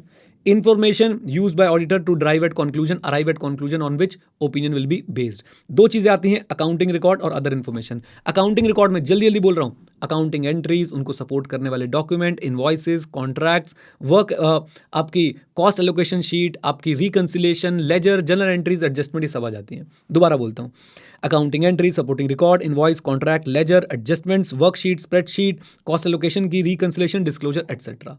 अच्छा जी, अदर इन्फॉर्मेशन की अगर बात करता हूं बच्चों, अदर इन्फॉर्मेशन में क्या आता है? वो इन्फॉर्मेशन जो ऑथेंटिकेट करती है अकाउंटिंग रिकॉर्ड को, यानी जो सपोर्ट करती है अकाउंटिंग रिकॉर्ड्स को। ओके, एग्जाम्पल देना पड़ जाए, minutes of meeting, written confirmation and manual containing details of internal control. Done. ये हमारा ऑडिट एविडेंस, ये हमारा ऑडिट रिस्क। इसके बाद बच्चों हमने पढ़ा था inherent limitations of auditing. Inherent limitations of auditing बच्चों हमने क्लास नोट से पढ़ा है, यहीं से आप लोग एग्जाम के लिए तैयार करेंगे, यहीं से बार बार रिवाइज करेंगे। पहले भूमिका बनाएंगे, ऐसे 200 का रेफरेंस देंगे, उया कासा, overall objectives of the independent auditor and conduct of an audit in accordance with SAs. उसमें लिखिए आपकी आइला, क्या बोला गया है? ऑडिट रिस्क जीरो नहीं हो सकता, एब्सोल्यूट एश्योरेंस ऑब्टेन नहीं हो सकती, एविडेंस कैसा होता है? कीवर्ड कीवर्ड, एविडेंस कैसा होता है? Persuasive. And not pervasive. Pervasive और परसुएसिव में फर्क पता है ना बच्चों आप लोगों को? तो ऑडिट एविडेंस कैसा होता है? परसुएसिव। एंड बिकॉज ऑफ आइला इनहेरेंट लिमिटेशंस बच्चों क्या होती हैं? ये सब चीजें क्यों होती हैं? AR 0 नहीं हो सकता, एब्सोल्यूट एश्योरेंस नहीं मिल सकती, एविडेंस परसुएसिव होता है बिकॉज ऑफ आइला क्या होती हैं? ऐसी limitation which can not be overcome irrespective of the annuity of audit procedure. जितना मर्जी जोर लगा लो, आप इन लिमिटेशंस को ओवरकम नहीं कर सकते हो। अब इनहेरेंट लिमिटेशन कौन कौन से फैक्टर की वजह से आती हैं? 5 फैक्टर है बच्चों। जो बच्चे इस रिवीजन वीडियो को बाई चांस यूट्यूब पे देख रहे हैं, let me tell you guys, अगर आपने पुराना पढ़ा हुआ है इनहेरेंट लिमिटेशन, उसे भूल जाइए, नया पढ़िए, इस रिवीजन वीडियो से पढ़िए, क्योंकि ICAI ने उसका कॉन्टेंट, उसका स्ट्रक्चर जो है वो चेंज कर दिया है और आपके एग्जाम में वो अपडेटेड ही पूछने वाले हैं। नेचर ऑफ फाइनेंशियल रिपोर्टिंग बच्चों, नेचर ऑफ फाइनेंशियल रिपोर्टिंग में हम लोग क्या बोलेंगे कि PPFS में जजमेंट होती है, सब्जेक्टिव डिसीजन होते हैं, साथ में मैनेजमेंट जो है वो IC के लिए रिस्पॉन्सिबल होती है और IC खुद क्या देता है? रीजनेबल एश्योरेंस देता है। एंड देयरफॉर बच्चों, देयरफॉर हम लोग जो है खुद रीजनेबल एश्योरेंस ही ऑब्टेन कर सकते हैं, हम भी एब्सोल्यूट एश्योरेंस ऑब्टेन नहीं कर सकते। दो बातें, PPFS में जजमेंट होती है, IC खुद रीजनेबल एश्योरेंस देता है। बस आ जाओ। दूसरी बात बच्चों, नेचर ऑफ ऑडिट प्रोसीजर, इस पे स्टैंड अलोन क्वेश्चन भी आपको एग्जाम में दिख सकता है। तो नेचर ऑफ ऑडिट प्रोसीजर में क्या बोलेंगे? प्रैक्टिकल और लीगल लिमिटेशन होती है। एग्जांपल, हम सारी इंफॉर्मेशन को चेक नहीं कर सकते। दूसरा एग्जांपल बच्चों क्या दोगे? मैनेजमेंट हो सकता है आपको सारी इंफॉर्मेशन ना दे। तीसरा एग्जांपल क्या दोगे? मैनेजमेंट जो है हो सकता है आपको फैब्रिकेटेड इंफॉर्मेशन दे। चौथा एग्जांपल क्या दोगे कि भाई मैनेजमेंट की बहुत सारी पेपर ट्रांजैक्शन हो सकती है रिलेटेड पार्टी के साथ और ऑडिटर को सारी रिलेटेड पार्टी रिलेशनशिप की नॉलेज ना हो। क्या चारों बात बोल देंगे? बोलो हाँ के ना, बोल दो। दोबारा से बोलता हूं मेरे साथ, practical and legal limitation. Nature of audit procedure शुरू करेंगे, प्रैक्टिकल एंड लीगल लिमिटेशन। सबसे पहली बात, क्या एग्जांपल देंगे? आप सारी ट्रांजैक्शन टेस्ट नहीं कर सकते। दूसरा, मैनेजमेंट हो सकता है आपको इन्फॉर्मेशन ना दे, आप कुछ कर नहीं सकते सिवाय रिपोर्ट करने के। तीसरा, मैनेजमेंट हो सकता है आपको fabricated document they they and auditor is not an expert for authentication of documents. और चौथा बच्चों, मैनेजमेंट जो है वो बहुत सारी ट्रांजैक्शन कर सकती है, आपसे हाइड कर सकती है क्योंकि आपको रिलेटेड पार्टी रिलेशनशिप वगैरह पता ही ना हो। देन आता है एक और पॉइंट, नेचर ऑफ इन्वेस्टिगेशन। हमारा ऑडिट का नेचर बच्चों इन्वेस्टिगेशन वाला नहीं होता है, इसमें सिर्फ इतना ही लिखना है कि ऑडिटर ऑफिशियल इन्वेस्टिगेशन नहीं है और इसलिए हम एब्सोल्यूट एश्योरेंस नहीं ले सकते, हम फैक्ट फाइंडिंग में एब्सोल्यूट एश्योरेंस नहीं ले सकते हैं। आइए, then fourth, timeliness of financial reporting and decrease in relevance of information over time. प्रोटेस्ट में पढ़ाया मैंने आपको ये, बट कोई बात नहीं। Relevance of information over a period of time क्या हो जाती है? कम। शेयर होल्डर्स को इन्फॉर्मेशन चाहिए आज, लेकिन अगर हम लेट देंगे तो बच्चों उसकी रिलेवेंस क्या हो जाएगी? कम। हमें बैलेंस मेंटेन करना है रिलायबिलिटी में और उसकी कॉस्ट में, रिलायबिलिटी में और उसकी कॉस्ट में। आप पुरानी इन्फॉर्मेशन ऑडिटर यूज तो कर सकता है, लेकिन हो सकता है पुरानी इन्फॉर्मेशन काम की ही ना रहे, बिकॉज डेवलपमेंट्स की वजह से बच्चों वो आउटडेटेड और अनरिलायबल हो सकती है। आपको भी यहाँ पे लग रहा होगा कि सर कुछ तो मिसिंग है सर इस पॉइंट के अंदर, उतना डिटेल में नहीं हम लोग इसको पकड़ पाए जितना डिटेल में हमने बाकी सबको पकड़ा। बेटा मिसिंग ये है, मैं आपको समझा देता हूँ, सुनो मेरी बात को, रिवीजन में ध्यान रखना कि भाई इंफॉर्मेशन की relevance over a period of time घट जाती है। अगर आपको जल्दी काम कराना है तो हम सारी चेकिंग नहीं कर सकते हैं। Is that clear? बोलो हाँ के ना। सारी चेकिंग करवाओगे तो कॉस्ट ज्यादा आएगी, सारी चेकिंग कराओगे तो कॉस्ट क्या आने वाली है? ज्यादा आने वाली है। Is that clear? लेकिन हम ICAI के पॉइंट ऑफ व्यू से लिख के आएंगे, relevance of information over a time घट जाती है, रिलायबिलिटी और कॉस्ट के बीच में हमें एक बैलेंस बनाना है। और ऑडिटर जो है पुरानी इन्फॉर्मेशन को यूज तो कर लेता, लेकिन भाई साहब अपडेट्स की वजह से उस इन्फॉर्मेशन में क्या आ जाता है? चेंज आ जाता है। ओके, देन फ्यूचर इवेंट्स की बात करते हैं बच्चों। फ्यूचर इवेंट्स क्या नेगेटिवली इंपैक्ट कर सकते हैं बिजनेस को? आंसर इज यस, और उसकी वजह से बिजनेस शटडाउन भी हो सकता है। ऑडिटिंग कैसे होती है? रेट्रोस्पेक्टिव होती है, पास्ट इवेंट्स की होती है। ऑडिटर जो है अपनी रिपोर्ट की डेट तक की इंफॉर्मेशन को असेस करता है, अपनी डेट तक की इंफॉर्मेशन को असेस करता है। फ्यूचर इवेंट्स को प्रिडिक्ट नहीं कर सकता जिनका इंपैक्ट एंटिटी की गोइंग कंसर्न पे आ सकता है। फ्यूचर इवेंट्स को प्रिडिक्ट नहीं कर पाता जिनका इंपैक्ट एंटिटी की गोइंग कंसर्न पे आ सकता है। माय रिक्वेस्ट कि आप इस टॉपिक को मेरे इन्हीं नोट्स से पढ़ के जाएं, राइट। उसके बाद आप चाहते हैं तो एक बार स्टडी मैट से पढ़ लीजिएगा, बुक में चेक कर लीजिएगा। बुक में आपको ऐसे सच आप क्वेश्चन बैंक में चेक कर लीजिएगा जो उसके क्वेश्चन आए हुए हैं। That's it, done. बोल दो। चलिए जी, तो ये थी बच्चों हमारी आज की कक्षा। उम्मीद करता हूं कि आपने एंजॉय किया, आपने इसको रिवीजन में भी मेरे साथ जो है कवर कर लिया है। अब मैं आपसे थोड़ी देर के लिए बातें करूंगा और रिवीजन की वीडियो ऑफ कर दूंगा। चलिए जी, तो आज की रिवीजन वीडियो बच्चों होने वाली है बहुत ही बढ़िया, बहुत ही जबरदस्त, बहुत ही शानदार। आई होप आप लोग साथ में जुड़ेंगे। आज बच्चों हमने शुरुआत कहां से करी थी? आज हमने शुरुआत करी थी कि कैसे आप लोग जो है ऑडिट एविडेंस ऑब्टेन कर सकते हैं। तो उसके लिए मैंने आपको एक शॉर्ट कोड दिया है जो पूरी दुनिया आज की डेट में कॉपी करके बैठी है। क्या है वो शॉर्ट कोड? जल्दी बताओ। AEIOU reperform an external confirmation. मेरे साथ AEIOU reperform an external confirmation. A for analytical procedure, E for inquiry, I for inspection, O for observation, U for recalculation. हमारे यहां ऐसा ही होता है, ठीक है ना, U फॉर रिकैलकुलेशन। और उसके बाद बच्चों आ जाता है रीपरफॉर्मेंस एंड एक्सटर्नल कंफर्मेशन। सबके बारे में मैं आपको एक एक वर्ड भी बोल दूंगा, एक एक वर्ड भी बोल दूंगा ध्यान से। सबसे पहले बच्चों A analytical procedure, ratios, trends, relationship among financial and non financial data and further investigation. इस इन्वेस्टिगेशन को अगर तुमने वो वाला इन्वेस्टिगेशन समझा जिसमें भाई साहब जो है ऑडिटर के पास पावर्स आ जाती है इन्वेस्टिगेट करने की, वो नहीं है। Read it as examination. Done. तो याद रखिए बच्चों मेरे साथ, analytical procedure, ratios, trends, relationship among financial non financial data and further investigation, बोले तो एग्जामिनेशन। अच्छा जी, AE इंक्वायरी। इंक्वायरी में क्या है? Seeking information from knowledgeable person, seeking information from knowledgeable person, right. अच्छा, AEI, आई से क्या है बच्चों? इंस्पेक्शन। इंस्पेक्शन में एग्जामिनिंग द डॉक्यूमेंट्स, हा चिट्ठी आई है पढ़ लो, एग्जामिनिंग द डॉक्यूमेंट्स और द फिजिकल एसेट्स। ये फिजिकल एसेट है, आप इसे एग्जामिन कर रहे हो सही कंडीशन में है या नहीं है। ओके बेटा, हमारी कंगी भी मोटिवेशनल है, देख लो क्या लिखा है इसके पीछे, नेवर गिव अप। आ जाओ प्लीज मेरे साथ साथ बच्चों, जरा जुड़िएगा। हाँ जी, तो AEI, आई से इंस्पेक्शन हो गया। AEIO, ओ से क्या था? कमान, ओ से क्या था जल्दी बता दो? ऑब्जर्वेशन। रुक जाओ आधे बच्चे चैट में शुरू हो गई, है किसका ये, है किसका, तुझे तो जरूरत ही नहीं है इसकी। अरे कभी कभी ऐसे ऐसे कर लेता हूं मैं। हाँ जी, इधर देखो, ओ से बच्चों क्या है? Come on tell me. Observation. Observation में क्या करते हैं? अच्छा ठीक है, यानी we observe, we witness the process which is being carried out by some other person. Okay. अच्छा, AEIOU, यू क्या है बच्चों? रिकैलकुलेशन। अच्छा एक बात बताओ, इनको भी हमने हाई बोला है या टॉपिक कंप्लीट कर लिए? सिर्फ हाई बोला है, चैप्टर 4 में ऑडिट एविडेंस में बहुत डिटेल में आने वाला है। आइए, तो AEIO, ओ से क्या था? Observation, witnessing the process. AEIOU, you से क्या था? Recalculation, arithmetical accuracy. हम लोग जब चीजों की चेक करते हैं, हम उसे रिकैलकुलेट करके देखते हैं कि भाई ये जो फिगर्स निकल रहे हैं सही निकल रहे हैं या नहीं निकल रहे हैं, तो उसे बोलते हैं रिकैलकुलेशन। ओके, AEIOU, उसके बाद रिकैलकुलेशन हो गया। Then reperformance, independent execution by the auditor of the processes, जो किसने डिजाइन कर रखे हैं? क्लाइंट ने डिजाइन कर रखे हैं। हम क्लाइंट के प्रोसीजर्स को, पॉलिसीज को इंडिपेंडेंटली एग्जीक्यूट करके देखते हैं कि वैसे ही काम कर रहे हैं नहीं जैसे क्लाइंट ने क्लेम किया था। Is that clear? बोलो हाँ के ना। और उसके बाद बच्चों AEIOU reperform external confirmation, third party direct return response. Come on, third party direct return response. ऐसे कौन सा? 505, सिर्फ नाम पढ़ा है अभी के लिए, डिटेल में ऐसे बच्चों पूरा हम लोग पढ़ने वाले हैं। सर आपने हमें क्यों पढ़ा है? आपने अभी हमें बीच में क्यों पढ़ा दिए? ओ मेरे भाई, मेरे दोस्त, मेरे प्यारे, मेरे लाल, मेरे हरे, मेरे पीले, मेरे नीली, इधर देखो ध्यान से सुनो मेरी बात को। मेरे प्यारे प्यारे बच्चों, ऑडिट में ये आपके पास 7 बाण की तरह है और ये 7 बाण आप किसी भी स्टेज में चला सकते हैं। क्या ये रिस्क असेसमेंट में काम आएंगे? यस। क्या बच्चों ये आपको टेस्ट ऑफ कंट्रोल में काम आएंगे? यस। क्या बच्चों ये आपको सब्सटैंटिव प्रोसीजर में काम आएंगे? Yes yes and yes.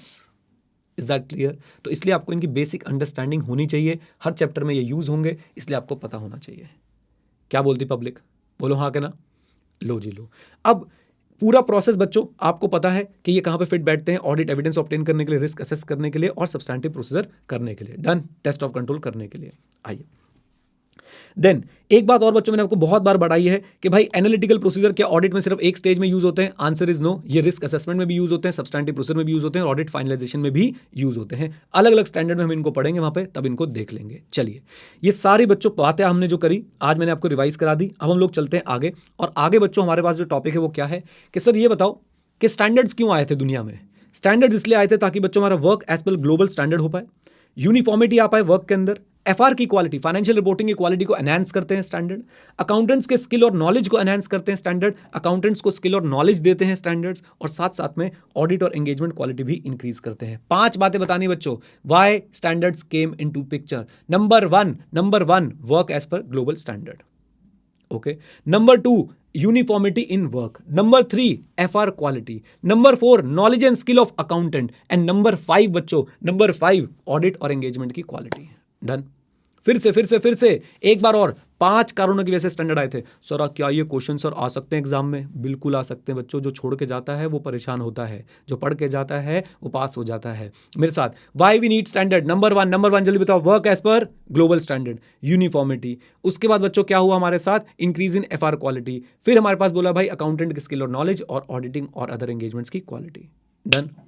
लीजिए, सबसे ऊपर कौन? आईफैक। आईफैक का क्या? IAASB, international auditing and assurance standard board. ICI और बहुत सारे और कंट्रीज के जो अकाउंटेंट बॉडी हैं वो आईफैक के मेंबर हैं, और उन्होंने IAASB के साथ मिलकर वर्ल्ड लेवल पे स्टैंडर्ड्स जो है वो डेवलप कर रखे हैं, और सबने उन्हीं स्टैंडर्ड्स को अडॉप्ट कर रखा है। लेकिन क्या बिल्कुल कॉपी पेस्ट अडॉप्ट कर रखा है? नहीं, थोड़े थोड़े चेंजेस एज पर दी लोकल जुरिस्डिक्शन कर रखे हैं। Is that clear? ICAI ने भी बच्चों quality control and engagement standards निकाले हैं। क्वालिटी कंट्रोल पे एक ही स्टैंडर्ड है, SQC1। एंगेजमेंट के ऊपर बच्चों आप देखेंगे बहुत सारे तरह के स्टैंडर्ड्स हैं, assurance and other. Okay, assurance में historical financial information and other assurance, historical financial information पे रीजनेबल एश्योरेंस और लो और मॉडरेट एश्योरेंस, राइट? अच्छा जी, सबसे पहले SQC1 मुझे बताओ, सिर्फ एश्योरेंस पे एप्लीकेबल है या अदर्स पे एप्लीकेबल है, ऑडिट पे एप्लीकेबल है, या किस पे एप्लीकेबल है बच्चों SQC1? कौन बताएगा, जल्दी बताओ। SQC1 का प्यार 1 2 3 4, याद रखें बच्चों, SQC1 का प्यार 1 2 3 4, SQC1 का प्यार 1 2 3 4, 1 audit, 2 review, 3 other assurance, 4 review और 4 हमारा रिलेटेड सर्विसेज। हाँ जी, SQC1 का प्यार 1 2 3 4, पहला ऑडिट, दूसरा रिव्यू, तीसरा तीसरा तीसरा तीसरा तीसरा अदर एश्योरेंस, और चौथा रिलेटेड सर्विस। भारत माता की जय। आ जाओ बच्चों प्लीज, आइए इधर देखिए, इधर देखो बच्चों। अब इसके अंदर आपको क्या समझना है कि देखो भाई, जब आप हिस्टोरिकल फाइनेंशियल इंफॉर्मेशन पे एश्योरेंस देते हो, या तो वो रीजनेबल होगी या लोअर मॉडरेट होगी। जब रीजनेबल होगी तो उसे क्या बोलेंगे? कम ऑन टेल मी, जल्दी बोलिए। जब रीजनेबल होगी तो उसे क्या बोलेंगे? उसे बोलेंगे बच्चों ऑडिट। और जब लोअर मॉडरेट होगी उसे हम क्या बोलेंगे? रिव्यू। रिव्यू वाला टॉपिक भी आपके कोर्स में है, हम लोग बच्चों इसका एक टॉपिक पढ़ के जाएंगे जो आपके एग्जाम में आ सकता है।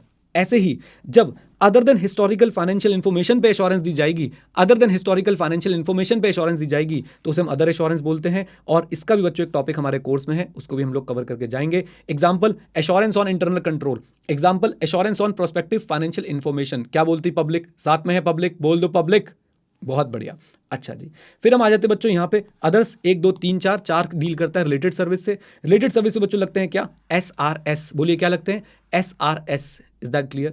SRS का भी बच्चों इंट्रो हमारे कोर्स के अंदर है, हम उसको भी पढ़ के जाएंगे। कई बच्चे जो ये रिवीजन वीडियो यूट्यूब पे देख रहे हैं, अगर आपने नहीं पढ़ा है तो इसी से रिवाइज कर लीजिएगा। SRS के बच्चों 2 एग्जांपल दे दो। SRS के 2 एग्जांपल हैं, एक तो एग्रीड अपॉन प्रोसीजर, हाँ जी, एग्रीड अपॉन प्रोसीजर, और दूसरा assistance in PPFS। Assistance in PPFS। What is PPFS बच्चों, जल्दी बोलो। Preparation and presentation of financial statement. क्या बोलती पब्लिक? पक्का याद है? मजा आया पढ़ने में? जल्दी बोल दो हाँ के ना। कॉन्सेप्ट क्लैरिटी भूलोगे तो नहीं? चलो आ जाओ जी। इसके बाद बच्चों हमने आज कुछ खास पढ़ाई नहीं करी, हमने फिर देखा SQC1 का नाम देख लेते हैं एक बार। तो SQC1 का नाम तो बच्चों हमने यहाँ से भी देख लिया था बुक से, आइए आपको बुक से भी रिवाइज करा देता हूँ। SQC1 कहाँ रहा हमारा? ये रहा SQC1, जरा साथ दीजिएगा बच्चों। SQC1 किससे डील करता है? Quality control for firms that perform 1 2 3 4, हाँ जी, that perform auditing and review of historical financial information and other assurance and related services engagement. Done. SQC1 बोलता है क्या? Who is responsible for quality control system? The firm is responsible for quality control systems. And how we will ensure that quality control systems are there? 2 major बातें check कर लो। Number one, your work should be as per SRL, professional standards, regulations and legal requirements.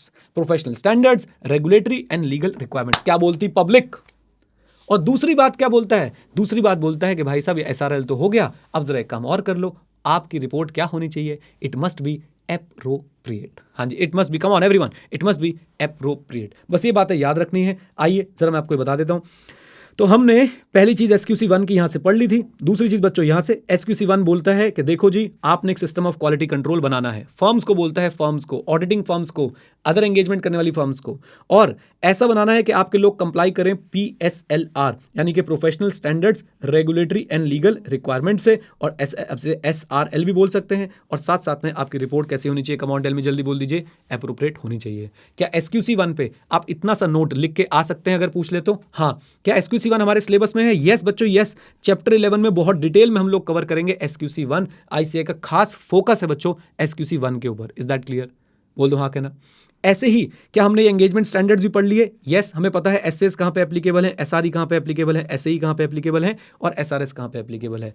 S A audit of historical financial information, SRE review of historical financial information, SAE assurance other than assurance on historical financial information, for example assurance on IC, assurance on prospective financial information. फिर SRS on related services, for example carrying on agreed upon procedure, AUP याद रहेगा बच्चों, याद रहेगा, agreed upon procedure on the data provided by the client, और साथ साथ में assistance to management in preparation and presentation of financial statement. Done? बोलिए हाँ के ना? लीजिए बच्चों, अब हम यहीं पे रुकते हैं। कल हम इन सब को डिटेल में कवर करेंगे कि एसआरई, ये एक एक टॉपिक है। देखो एसआरई का टॉपिक हम डिटेल में कवर करेंगे, एसएई का टॉपिक, एसआरएस का टॉपिक हम लोग डिटेल में कवर करेंगे, प्रैक्टिशनर की क्या ड्यूटी है क्वालिटी कंट्रोल स्टैंडर्ड्स को लेकर हम लोग ये पढ़ेंगे, और साथ साथ में एवरीवन बच्चों, साथ साथ में एक हमारे पास ऑडिट और रिव्यू के बीच में डिफरेंस है जो कि 5 नंबर का आपके कोर्स में इस बार पेपर में आएगा ही आएगा, हम ये पढ़ेंगे। और एक छोटा सा टॉपिक और प्रोस्पेक्टिव फाइनेंशियल इंफॉर्मेशन को लेके बच्चों आपके कोर्स में गिवन है, हम लोग इसको कवर करेंगे। डन? पक्का? चलिए जी, ऑल दी बेस्ट। आइए जी आइए, हम लोग बच्चों आज रिवाइज करेंगे अपने बहुत ही इंपॉर्टेंट टॉपिक्स। क्या है वो इंपॉर्टेंट टॉपिक्स? आइए मैं आपको बताने की कोशिश करता हूं। सबसे पहले बच्चों आज हमने क्या पढ़ा था? सबसे पहले हमने अपनी बेसिक अंडरस्टैंडिंग को और क्लियर किया कि क्वालिटी कंट्रोल और एंगेजमेंट स्टैंडर्ड्स होते हैं। क्वालिटी कंट्रोल में बच्चों SQC1 है, एंगेजमेंट में आप देखेंगे एश्योरेंस और अदर में रिलेटेड सर्विस आती है, वहां पे SRS आता है। और बार बार बोलते हुए चलिए, SRS यानी स्टैंडर्ड ऑन रिलेटेड सर्विस के एग्जाम्पल क्या है? Compilation, engagement, agreed upon procedure. Okay फिर हमारे पास एश्योरेंस में हिस्टोरिकल फाइनेंशियल इंफॉर्मेशन पे assurance and non historical financial information matters पे एश्योरेंस। तो नॉन हिस्टोरिकल फाइनेंशियल इंफॉर्मेशन पे जब आते हैं तो उस पर ऐसे ही लगते हैं स्टैंडर्ड ऑन एश्योरेंस एंगेजमेंट, जहां पे आप लोगों के एग्जांपल हैं prospective financial information and assurance on the internal control of the entity. अच्छा जी, अभी बात करता हूं अनुषा बेटा। देन हिस्टोरिकल फाइनेंशियल इंफॉर्मेशन में या तो रीजनेबल है या फिर लोअर और मॉडरेट एश्योरेंस है। रीजनेबल में बच्चों आता है ऑडिट और लोअर और मॉडरेट एश्योरेंस में आता है क्या? रिव्यू। एंड भगवान के लिए शक्ति भाई को याद रखते हुए, रीजनेबल का मतलब क्या होता है? High but not absolute. Come on, high but not absolute. शक्ति, गोरेटी, अली, आई होप सब लोग याद रख लेंगे, है ना? आ जाओ।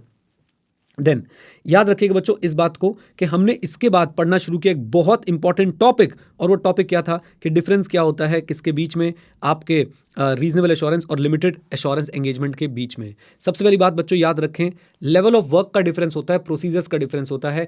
ऑडिट में थॉरो प्रोसीजर्स जो है वो लगाए जाते हैं, टेस्ट ऑफ कंट्रोल, आपका सब्सटैंटिव प्रोसीजर्स, साथ साथ में आपको यहाँ पे AEIOU रीपरफॉर्म एक्सटर्नल कंफर्मेशन, ये सारी चीज़ें यहाँ पे लगाई जाती हैं। और जब हम बात करते हैं बच्चों लिमिटेड एश्योरेंस में, यहाँ पे इंक्वायरीज और एनालिटिकल प्रोसेस से काम चल जाता है, डेप्थ जो है वो थोड़ी सी कम होती है।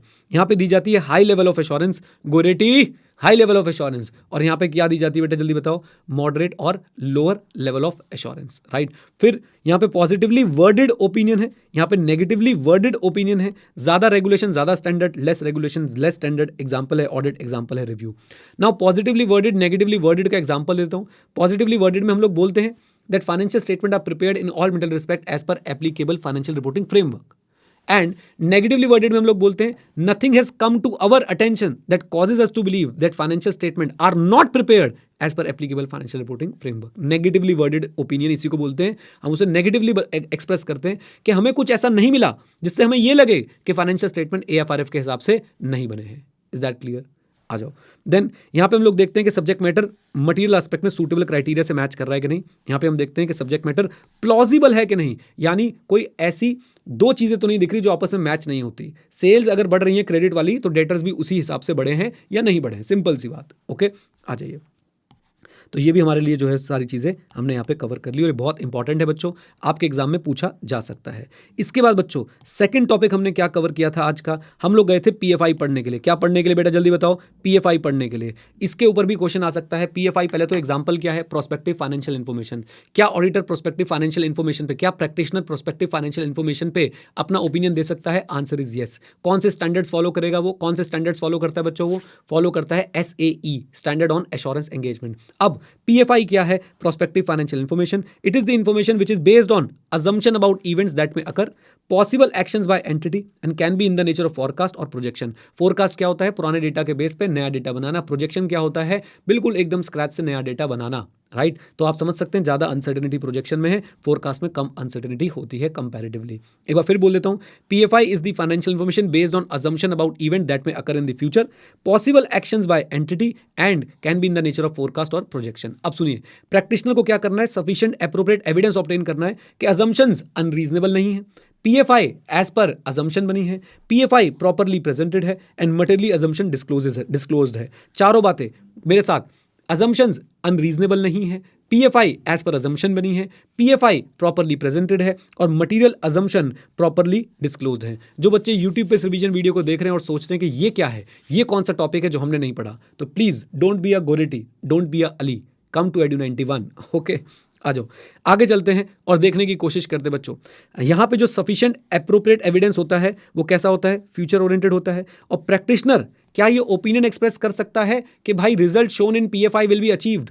क्या आप एक्यूरेसी को कम ऑन क्या कर सकते हैं, जल्दी बताओ बेटा, क्या आप एक्यूरेसी को वाउच कर सकते हैं? आंसर इज नो, आप एक्यूरेसी को वाउच जो है वो नहीं कर सकते हैं। Is that clear? Language of opinion भी यहाँ पे आप देखेंगे, यहाँ पे भी नेगेटिवली वर्डेड ओपिनियन होता है। Nothing has come to practitioner attention to suggest that assumption do not provide reasonable basis for projection. Nothing has come to practitioners attention that suggests that assumption do not provide reasonable basis for the projection. हमारी attention में ऐसा कुछ नहीं आया कि आपकी assumptions जो हैं वो reasonable basis नहीं दे रही हैं प्रोजेक्शन के लिए। Is that clear? बोलिए पक्का? ये था बच्चों हमारा पीएफआई वाला टॉपिक। आप लोग अगर बाई चांस अपने बुक में देखना चाहते हैं तो देखिए, ये रीजनेबल और लिमिटेड एश्योरेंस खत्म होता है, उसके बाद बच्चों आपका पीएफआई वाला टॉपिक भी कवर होता है। ये सब आपके स्टडी मैट के अंदर भी है, आपने ध्यान रखना है और उसको स्किप बिल्कुल भी नहीं करना है। ओके आइए, देन हमने सारे स्टैंडर्ड्स के बारे में पढ़ लिया था। स्टैंडर्ड्स ऑन ऑडिटिंग बच्चों, audit of historical financial information से डील करते हैं, यूनिफॉर्मिटी लाने में मदद करते हैं। कम ऑन, यूनिफॉर्मिटी लाने में मदद करते हैं। डिफरेंट टॉपिक पे जो है स्टैंडर्ड्स बने हुए हैं जो हम आने वाले टाइम पे पढ़ लेंगे, जैसे objective, documentation, risk assessment, responses, materiality, evidence etcetera. इसकी चिंता मत कीजिए, ये आपको बच्चों बाय हार्ट याद हो जाएगा, एग्जाम्पल्स भी आपको बाय हार्ट याद हो जाएंगे जब हम लोग आगे ऑडिट पढ़ रहे होंगे। राइट, इसी के बाद स्टैंडर्ड्स के बाद हमने बच्चों सारे के सारे इन पे चर्चा कर ली। एसआरई किस लिए होते हैं? रिव्यू ऑफ फाइनेंशियल स्टेटमेंट पे लगते हैं। रिव्यू एक लिमिटेड एश्योरेंस एंगेजमेंट है। अब तो आपको पता है ना रिव्यू एक कैसा एंगेजमेंट है, कम ऑन टेल मी, जल्दी बताइए।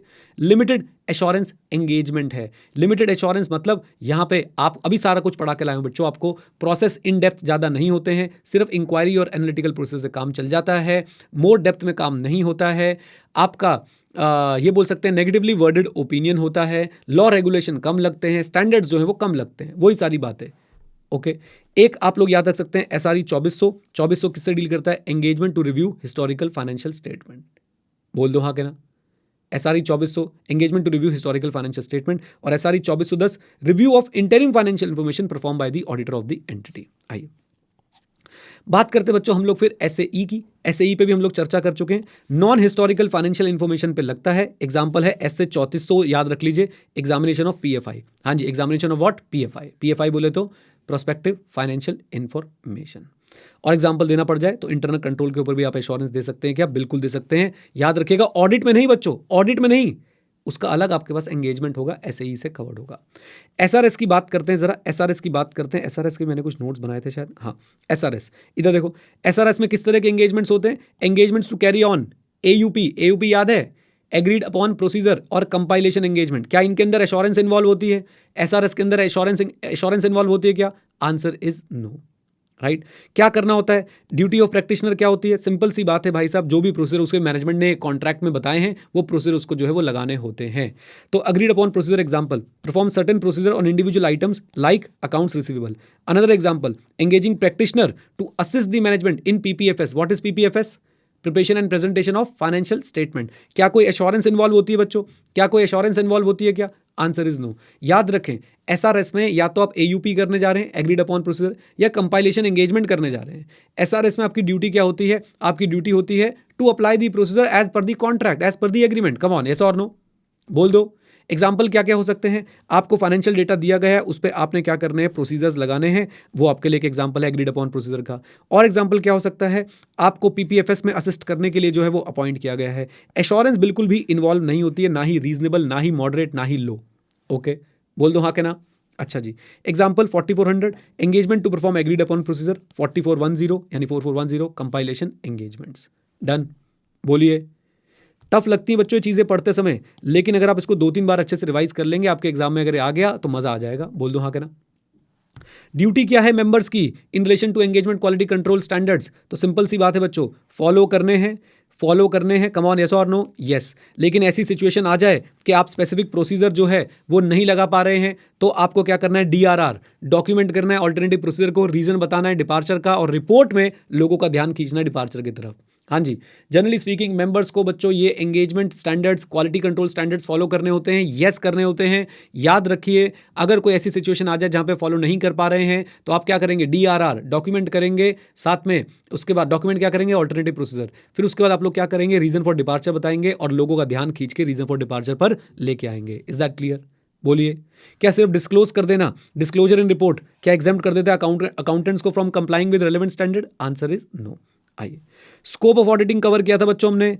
स्कोप ऑफ ऑडिट को कवर किया था कि हमने, कम ऑन टेल मी, जल्दी बोलो। यस, बहुत अच्छे से कवर किया था, इंपॉर्टेंट टॉपिक है। सबसे पहले भूमिका बना दो। पर्पस क्या था? डिग्री ऑफ कॉन्फिडेंस बढ़ाना है इंटेंडेड यूजर का। उसके लिए हम लोग एक्सप्रेस करते हैं opinion that financial statement are prepared in all middle respect as per AFRF।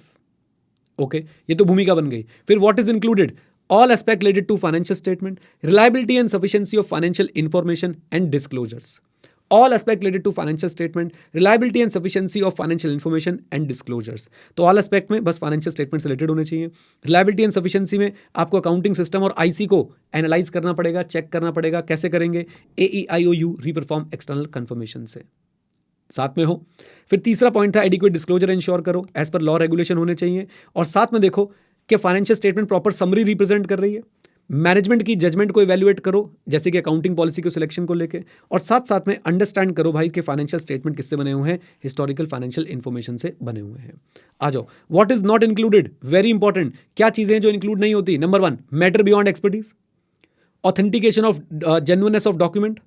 Fabricated document दे दिया भैया, आपकी गलती नहीं है, याद रखिएगा। तीसरी बात, इन्वेस्टिगेशन कवर नहीं है। चौथी बात, preparation and presentation of financial statement cover नहीं है। अब इन्वेस्टिगेशन को लेके क्या बात बोलना चाहते हो? इन्वेस्टिगेशन में क्या होता है? इन्वेस्टिगेशन क्यों नहीं कर सकता ऑडिटर? लीगल पावर नहीं है, हम लोग स्टेटमेंट्स रिकॉर्ड नहीं कर सकते। इन्वेस्टिगेशन क्रिटिकल एग्जामिनेशन है स्पेसिफिक पर्पस के साथ। इन्वेस्टिगेशन में चेक किया जाता है एग्जिस्टेंस ऑफ फ्रॉड है या नहीं, और स्कोप उसका स्पेसिफिक और नैरो होता है। फिर से 4 चीजें आपके स्कोप में कवर नहीं है। Matters beyond expertise, authentication of genuineness of document, investigation and preparation and presentation of financial statement. Investigation को लेकर बच्चों याद रखिए क्या कि भाई कोई लीगल पावर नहीं है आपके पास सर्च करने की, स्टेटमेंट रिकॉर्ड करने की पावर नहीं है। इन्वेस्टिगेशन क्रिटिकल एग्जामिनेशन होता है स्पेसिफिक पर्पस के साथ, स्पेसिफिक होता है इसका स्कोप और नैरो होता है। राइट, एग्जाम्पल में for example investigating existence of the fraud. Audit का स्कोप कैसे होता है? ब्रॉड। ऑडिट पूरे फाइनेंशियल स्टेटमेंट में बात करता है। हो सकता है इन्वेस्टिगेशन आपसे सिर्फ एक पर्टिकुलर आइटम पे बात करने को बोले। Is that clear? बोल दो। स्कोप भी हो गया, जल्दी बोल दो। चलिए, तो अब हमारे पास बच्चों आज हमने क्या क्या टॉपिक करे?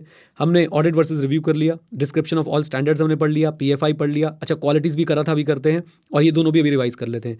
Qualities of auditor, I hope बच्चों उसमें तो आपने बहुत एंजॉय किया था।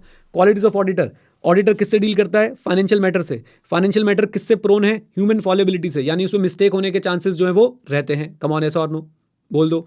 अब जरा इधर देखें, ये है बच्चों क्वालिटी। हमने क्या क्वालिटी ऐसे याद करी? अजी नहीं, हमने तो अपने देखा ग्रुप 1 और ग्रुप 2 के सब्जेक्ट कौन कौन से हैं। अकाउंट्स में बच्चों क्या था? टैक्ट। लॉ में क्या चाहिए? कॉशन। इनकम टैक्स में क्या चाहिए? फर्मनेस। GST में क्या चाहिए? Good temper. कॉस्टिंग, उसके बाद ऑडिट में क्या चाहिए? इंटीग्रिटी। कम ऑन, SM कैसा है? डिस्क्रिशनरी। उसके बाद बच्चों हमारे पास FM में क्या चाहिए? इंडस्ट्रियस। कॉस्टिंग में क्या होना चाहिए? जजमेंटल। सब कुछ में बच्चों क्या होना चाहिए? Patience and clear headedness. क्या बोलती पब्लिक? आ जाओ। देन इसके बाद highest degree of integrity and independence expect करते हैं हम लोग ऑडिटर से। Personal qualities of a good businessman expect करते हैं। उसके पास पोजीशन ऑफ ट्रस्ट होता है, तो इसलिए बेसिक ह्यूमन क्वालिटीज भी होनी चाहिए। Integrity, independence, businessman and basic human qualities like honesty, confidence, discipline etcetera. उसके पास एक्सपर्ट नॉलेज होनी चाहिए फाइनेंशियल स्टेटमेंट की, और उसके पास बच्चों एक्सपर्ट और एग्जॉस्टिव नॉलेज होनी चाहिए किसकी? अकाउंटिंग की। इट्स अ साइन को नन, यानी बिना इसके आप ऑडिट में सर्वाइव ही नहीं कर सकते। It is mandatory. Exhaustive knowledge of accounting is mandatory. Specifically accounting principles की, अकाउंटिंग टेक्निक्स वगैरह की आपको जबरदस्त नॉलेज जो है वो होनी चाहिए। डन, ये भी रिवाइज हो गया। क्वालिटीज ऑफ ऑडिटर, बोल दो हाँ के ना? अब फाइनेंशियल स्टेटमेंट का ऑडिट ऐसे हो दैट ऑडिटर शुड इंश्योर कि ये मिसलीडिंग नहीं है। हाँ जी, ये मिसलीडिंग नहीं है। रिवीजन वीडियोस बनाने का फायदा तभी है जब बच्चों आप इनसे रिवाइज करें, नहीं तो खो जाएंगे आप लोग ऑडिट के सिलेबस में। ये लो, person conducting an audit should take care to ensure financial statement would not mislead anybody. तो उसे क्या क्या चीजें करनी चाहिए याद करो। इधर देखो, इधर देखो। अकाउंट्स एंट्री से बने हो, एंट्री सपोर्टेड हो, एंट्री ओमिटेड ना हो। अकाउंट्स एंट्री से बने हो, एंट्री सपोर्टेड हो और एंट्री बेटा ओमिटेड ना हो। इंफॉर्मेशन क्लियर और अनएम्बिगियस हो। अमाउंट एसीपीडी सही से हो रखा हो, सिंपल सी बात। एसीपीडी एज पर एएफआरएफ हो रखा हो। और आपके financial statement true and fair view दे रहे हो आपके ऑपरेशनल रिजल्ट्स का, आपके एसेट्स एंड लायबिलिटीज का। फिर से अकाउंट एंट्री से बने हो, एंट्री सपोर्टेड हो, एंट्री ओमिटेड ना हो, इंफॉर्मेशन क्लियर और अनएम्बिगियस हो, एसीपीडी एज पर एएफआरएफ हो और लास्ट में जाते थे याद रखिए कि भैया आपके financial statement true and fair view दे रहे हो आपके ऑपरेशनल रिजल्ट्स का और आपकी एसेट्स एंड लायबिलिटीज का। क्या ये भी हमारा टॉपिक कवर हो गया? बोलिए हाँ के ना। यस, तो हमने बच्चों इसकी भी रिवीजन जो है वो कर ली है। अब हमारे पास कुछ टॉपिक्स बचे हैं, हम उनकी कवरेज करेंगे पहले और फिर हम लोग जो है उसकी अच्छे से रिवीजन भी कर लेंगे। डन बोल दो। Yes sir, yes sir, yes sir. Okay, bye bye, tata, see you.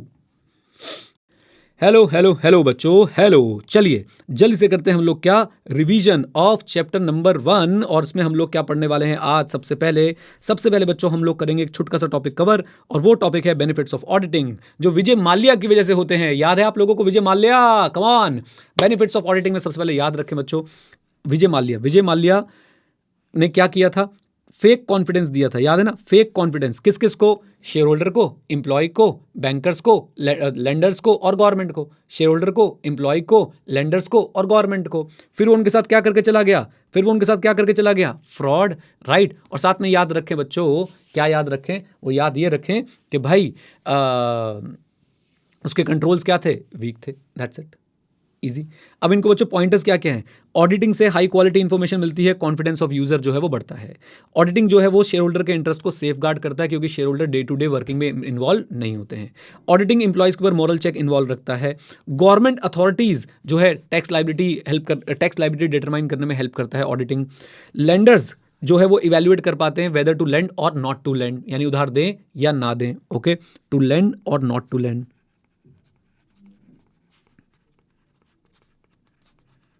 Okay, then may detect fraud and error and controls की रिव्यू हो जाता है, कंट्रोल्स के एग्जिस्टेंस और ऑपरेशन के रिव्यू हो जाता है और डेफिशिएंसीज पता चल जाती हैं। देन अगला क्वेश्चन, क्या ऑडिट मैंडेटरी है या वॉलंटरी है? ऑडिट बच्चों लीगली मैंडेटरी नहीं है, कंपनीज के लिए कंपलसरी है। कम ऑन, कंपनीज के लिए कंपलसरी है। नॉन कॉर्पोरेट के लिए कंपलसरी हो सकता है टैक्स लॉस वगैरह में अगर उनका टर्नओवर एक प्रिस्क्राइब लिमिट क्रॉस कर जाए। ग्रांट्स असिस्टेंस के लिए गवर्नमेंट से आपको जरूरत पड़ सकती है और बाकी एंटिटीज अपनी वॉलंटरी ऑडिट क्यों कराते हैं? Because of the benefit of auditing, यानी विजय माल्या। डन, आ जाओ जी। देन इसके बाद बच्चों हमने आंसर राइटिंग प्रैक्टिस भी करी थी। हमने आज 3 आंसर्स जो हैं लिख के देखे।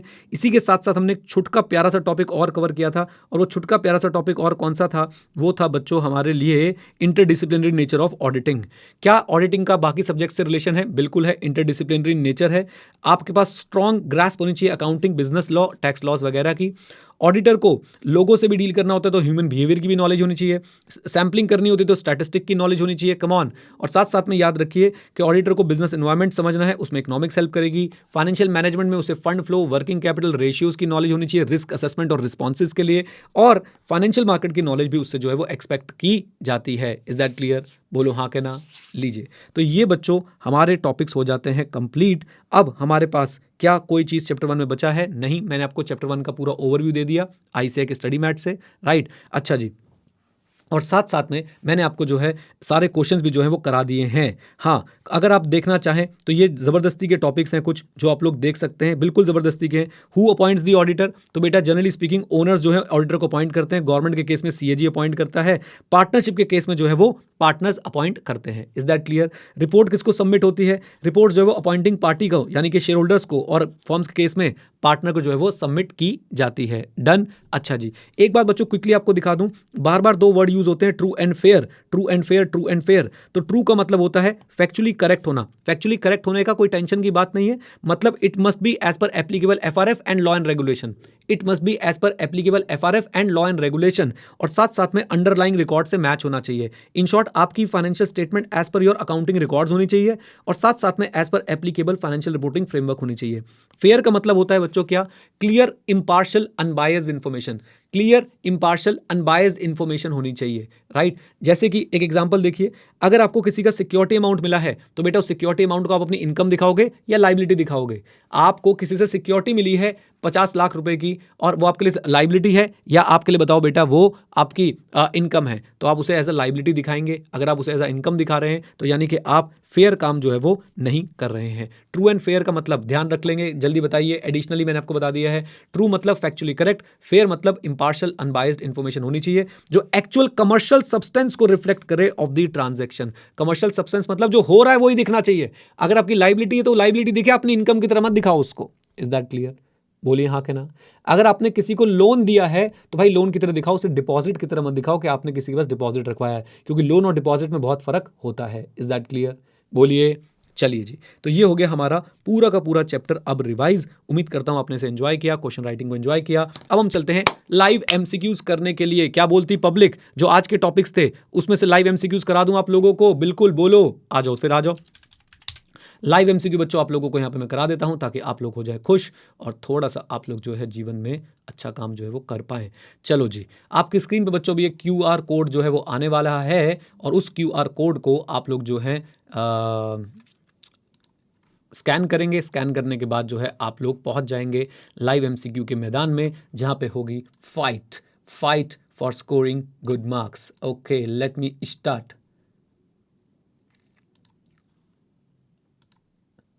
And here we go. चलिए, ऑप्शंस में जाके मैं इसको कर देता हूँ ये, और लीडर बोर्ड कर देता हूँ ऑन, और मैं फिर कर देता हूँ start with 9 question.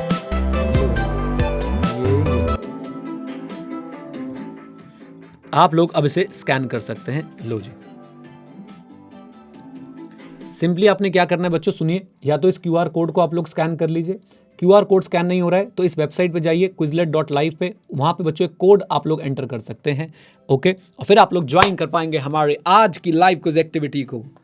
Okay, link बेटा, लिंक आप लोगों को मतलब मुझे समझ नहीं आता, यहाँ जाओ और भाई साहब अपना ये कोड डाल के ज्वाइन कर लो। लो, लिंक भी ले लो तुम लोग, लो, मानोगे तो होनी ना तुम, ले लो।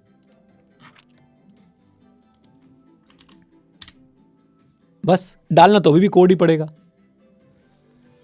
हाँ जी, आ गए सब? जल्दी जल्दी आओ बेटा, जल्दी जल्दी, फिर अनबॉक्सिंग करेंगे। आज कुछ आया है अनबॉक्सिंग के लिए।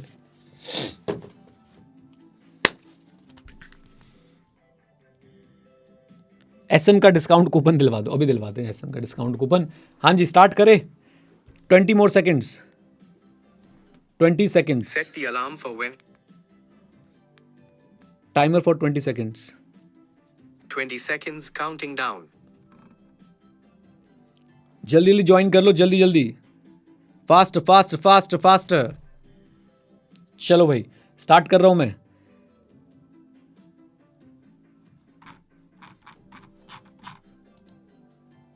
Okay, I am going to start. अरे रुक जाओ, चलो जी, स्टार्ट।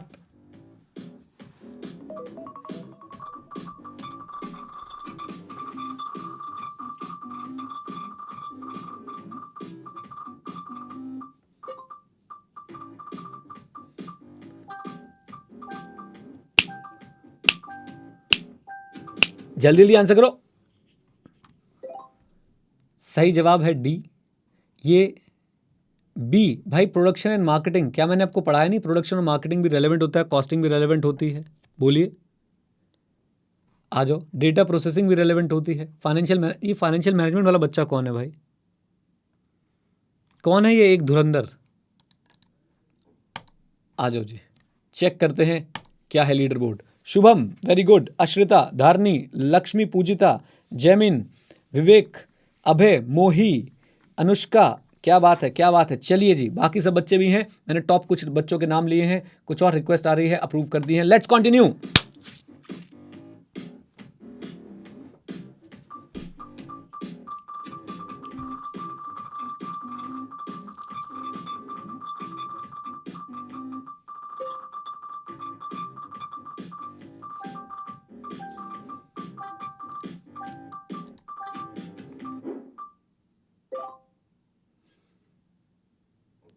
वाह वाह मेरे शेरों वाह, 122 बच्चों ने गलत आंसर दिया, शाबाश। स्टैटिस्टिकल मेथड क्यों यूज होते हैं? फ्यूचर ट्रेंड्स के लिए यूज होते हैं? फ्यूचर ट्रेंड्स के लिए यूज होते हैं। सैम्पलिंग तो करेगा नहीं ऑडिटर स्टैटिस्टिक्स से।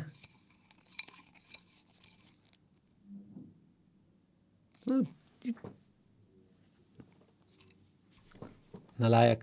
पूरा बच्चों इससे देखना पूरा लीडर बोर्ड बदल गया होगा। आओ नेक्स्ट पे।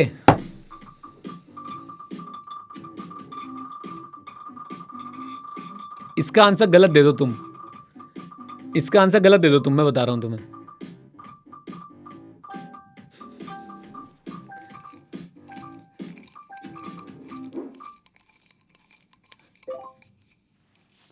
ग्यारह बच्चों ने डी दिया भाई इसका आंसर भाई।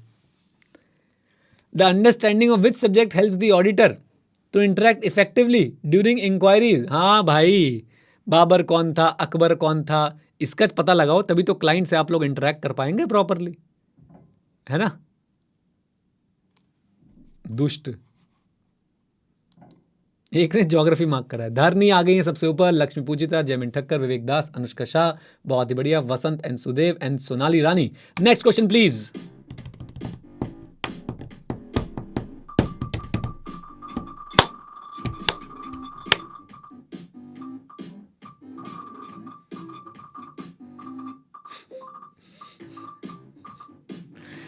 आसान आसान क्वेश्चन बनाए हैं।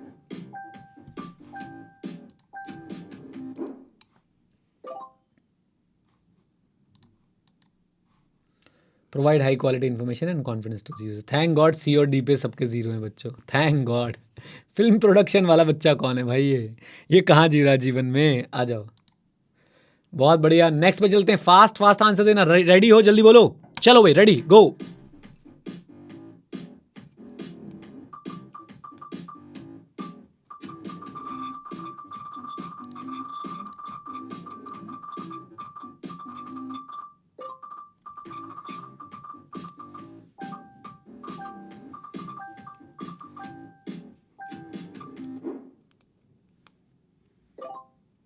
Nice.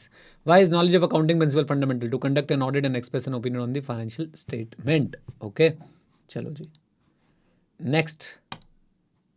बहुत बढ़िया, पोजीशन बरकरार है।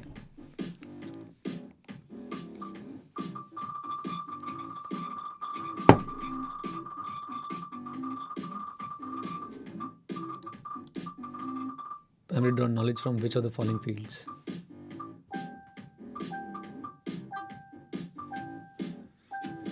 बायोलॉजी मार्क कर दिया भाई किसी ने? बायोलॉजी। एक ने तो पॉलिटिकल साइंस और हिस्ट्री कराई है भाई। आज तो आसान आसान क्वेश्चन है तुम्हारे।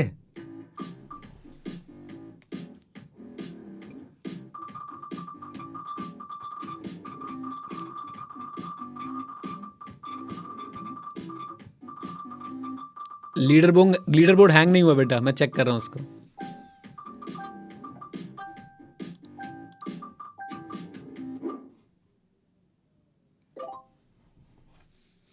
बहुत ही बढ़िया, एनहेंसिंग देयर आर्टिस्टिक स्किल। 7 लोगों ने भाई साहब मार्क किया इसको। कौन है ये लोग? Sir is the leaderboard based on how quick we answer to? Yes, I think time भी वो कंसिडर करते हैं। चलो आ जाओ चलते हैं। Next, audited financial statement are crucial for.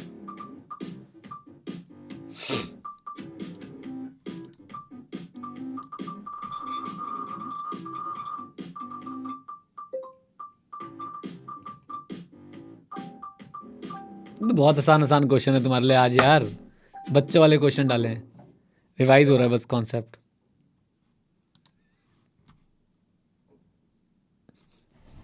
दो बच्चों ने लिखा कंडक्टिंग साइंटिफिक एक्सपेरिमेंट, दो ने मार्क के लर्निंग न्यू लैंग्वेज।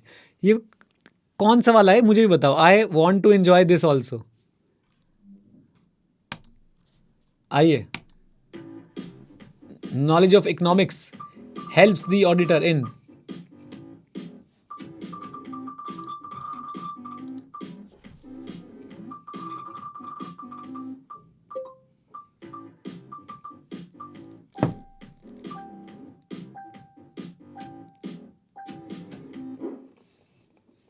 बहुत आसान था ये भी। सही जवाब 228 बच्चों ने सही जवाब दिया आउट ऑफ 231। शाबाश शाबाश शाबाश। हाँ जी, अब आपको अपने आंसर्स टाइप करने हैं, टाइप करना पड़ेगा आंसर। रेडी हो? लिखो। ये नहीं कर पाओगे तुम, छोड़ दो, नहीं कर पाओगे इसको, छोड़ दो। ये मैंने जानबूझ के स्किप कर दिया। Just relax, just relax. अगला भी मैं स्किप करना पड़ेगा बच्चों, अगला भी स्किप करना पड़ेगा, छोड़ दीजिए। ये रही समरी हमारी।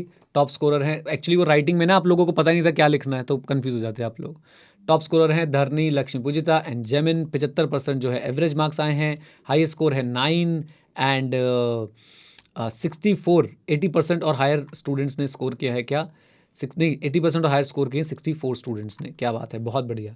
जो आंसर सबसे ज़्यादा इनकरेक्ट रहे वो हैं आपके, ये वाला आंसर था 9 multiple choice question, drawing scientific example samples. ये सबसे ज़्यादा जो है आपने गलत आंसर दिया है।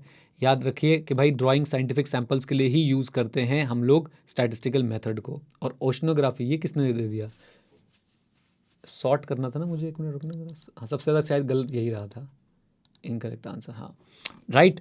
चलिए जी, 2 रिटर्न क्वेश्चन थे, उस पर हम लोग ज़्यादा टेंशन नहीं लेंगे। एंड अब आपसे मिलेंगे हम लोग नेक्स्ट क्लास में नए चैप्टर के साथ। ओके, चलो, all the best, bye bye, God bless you, take care.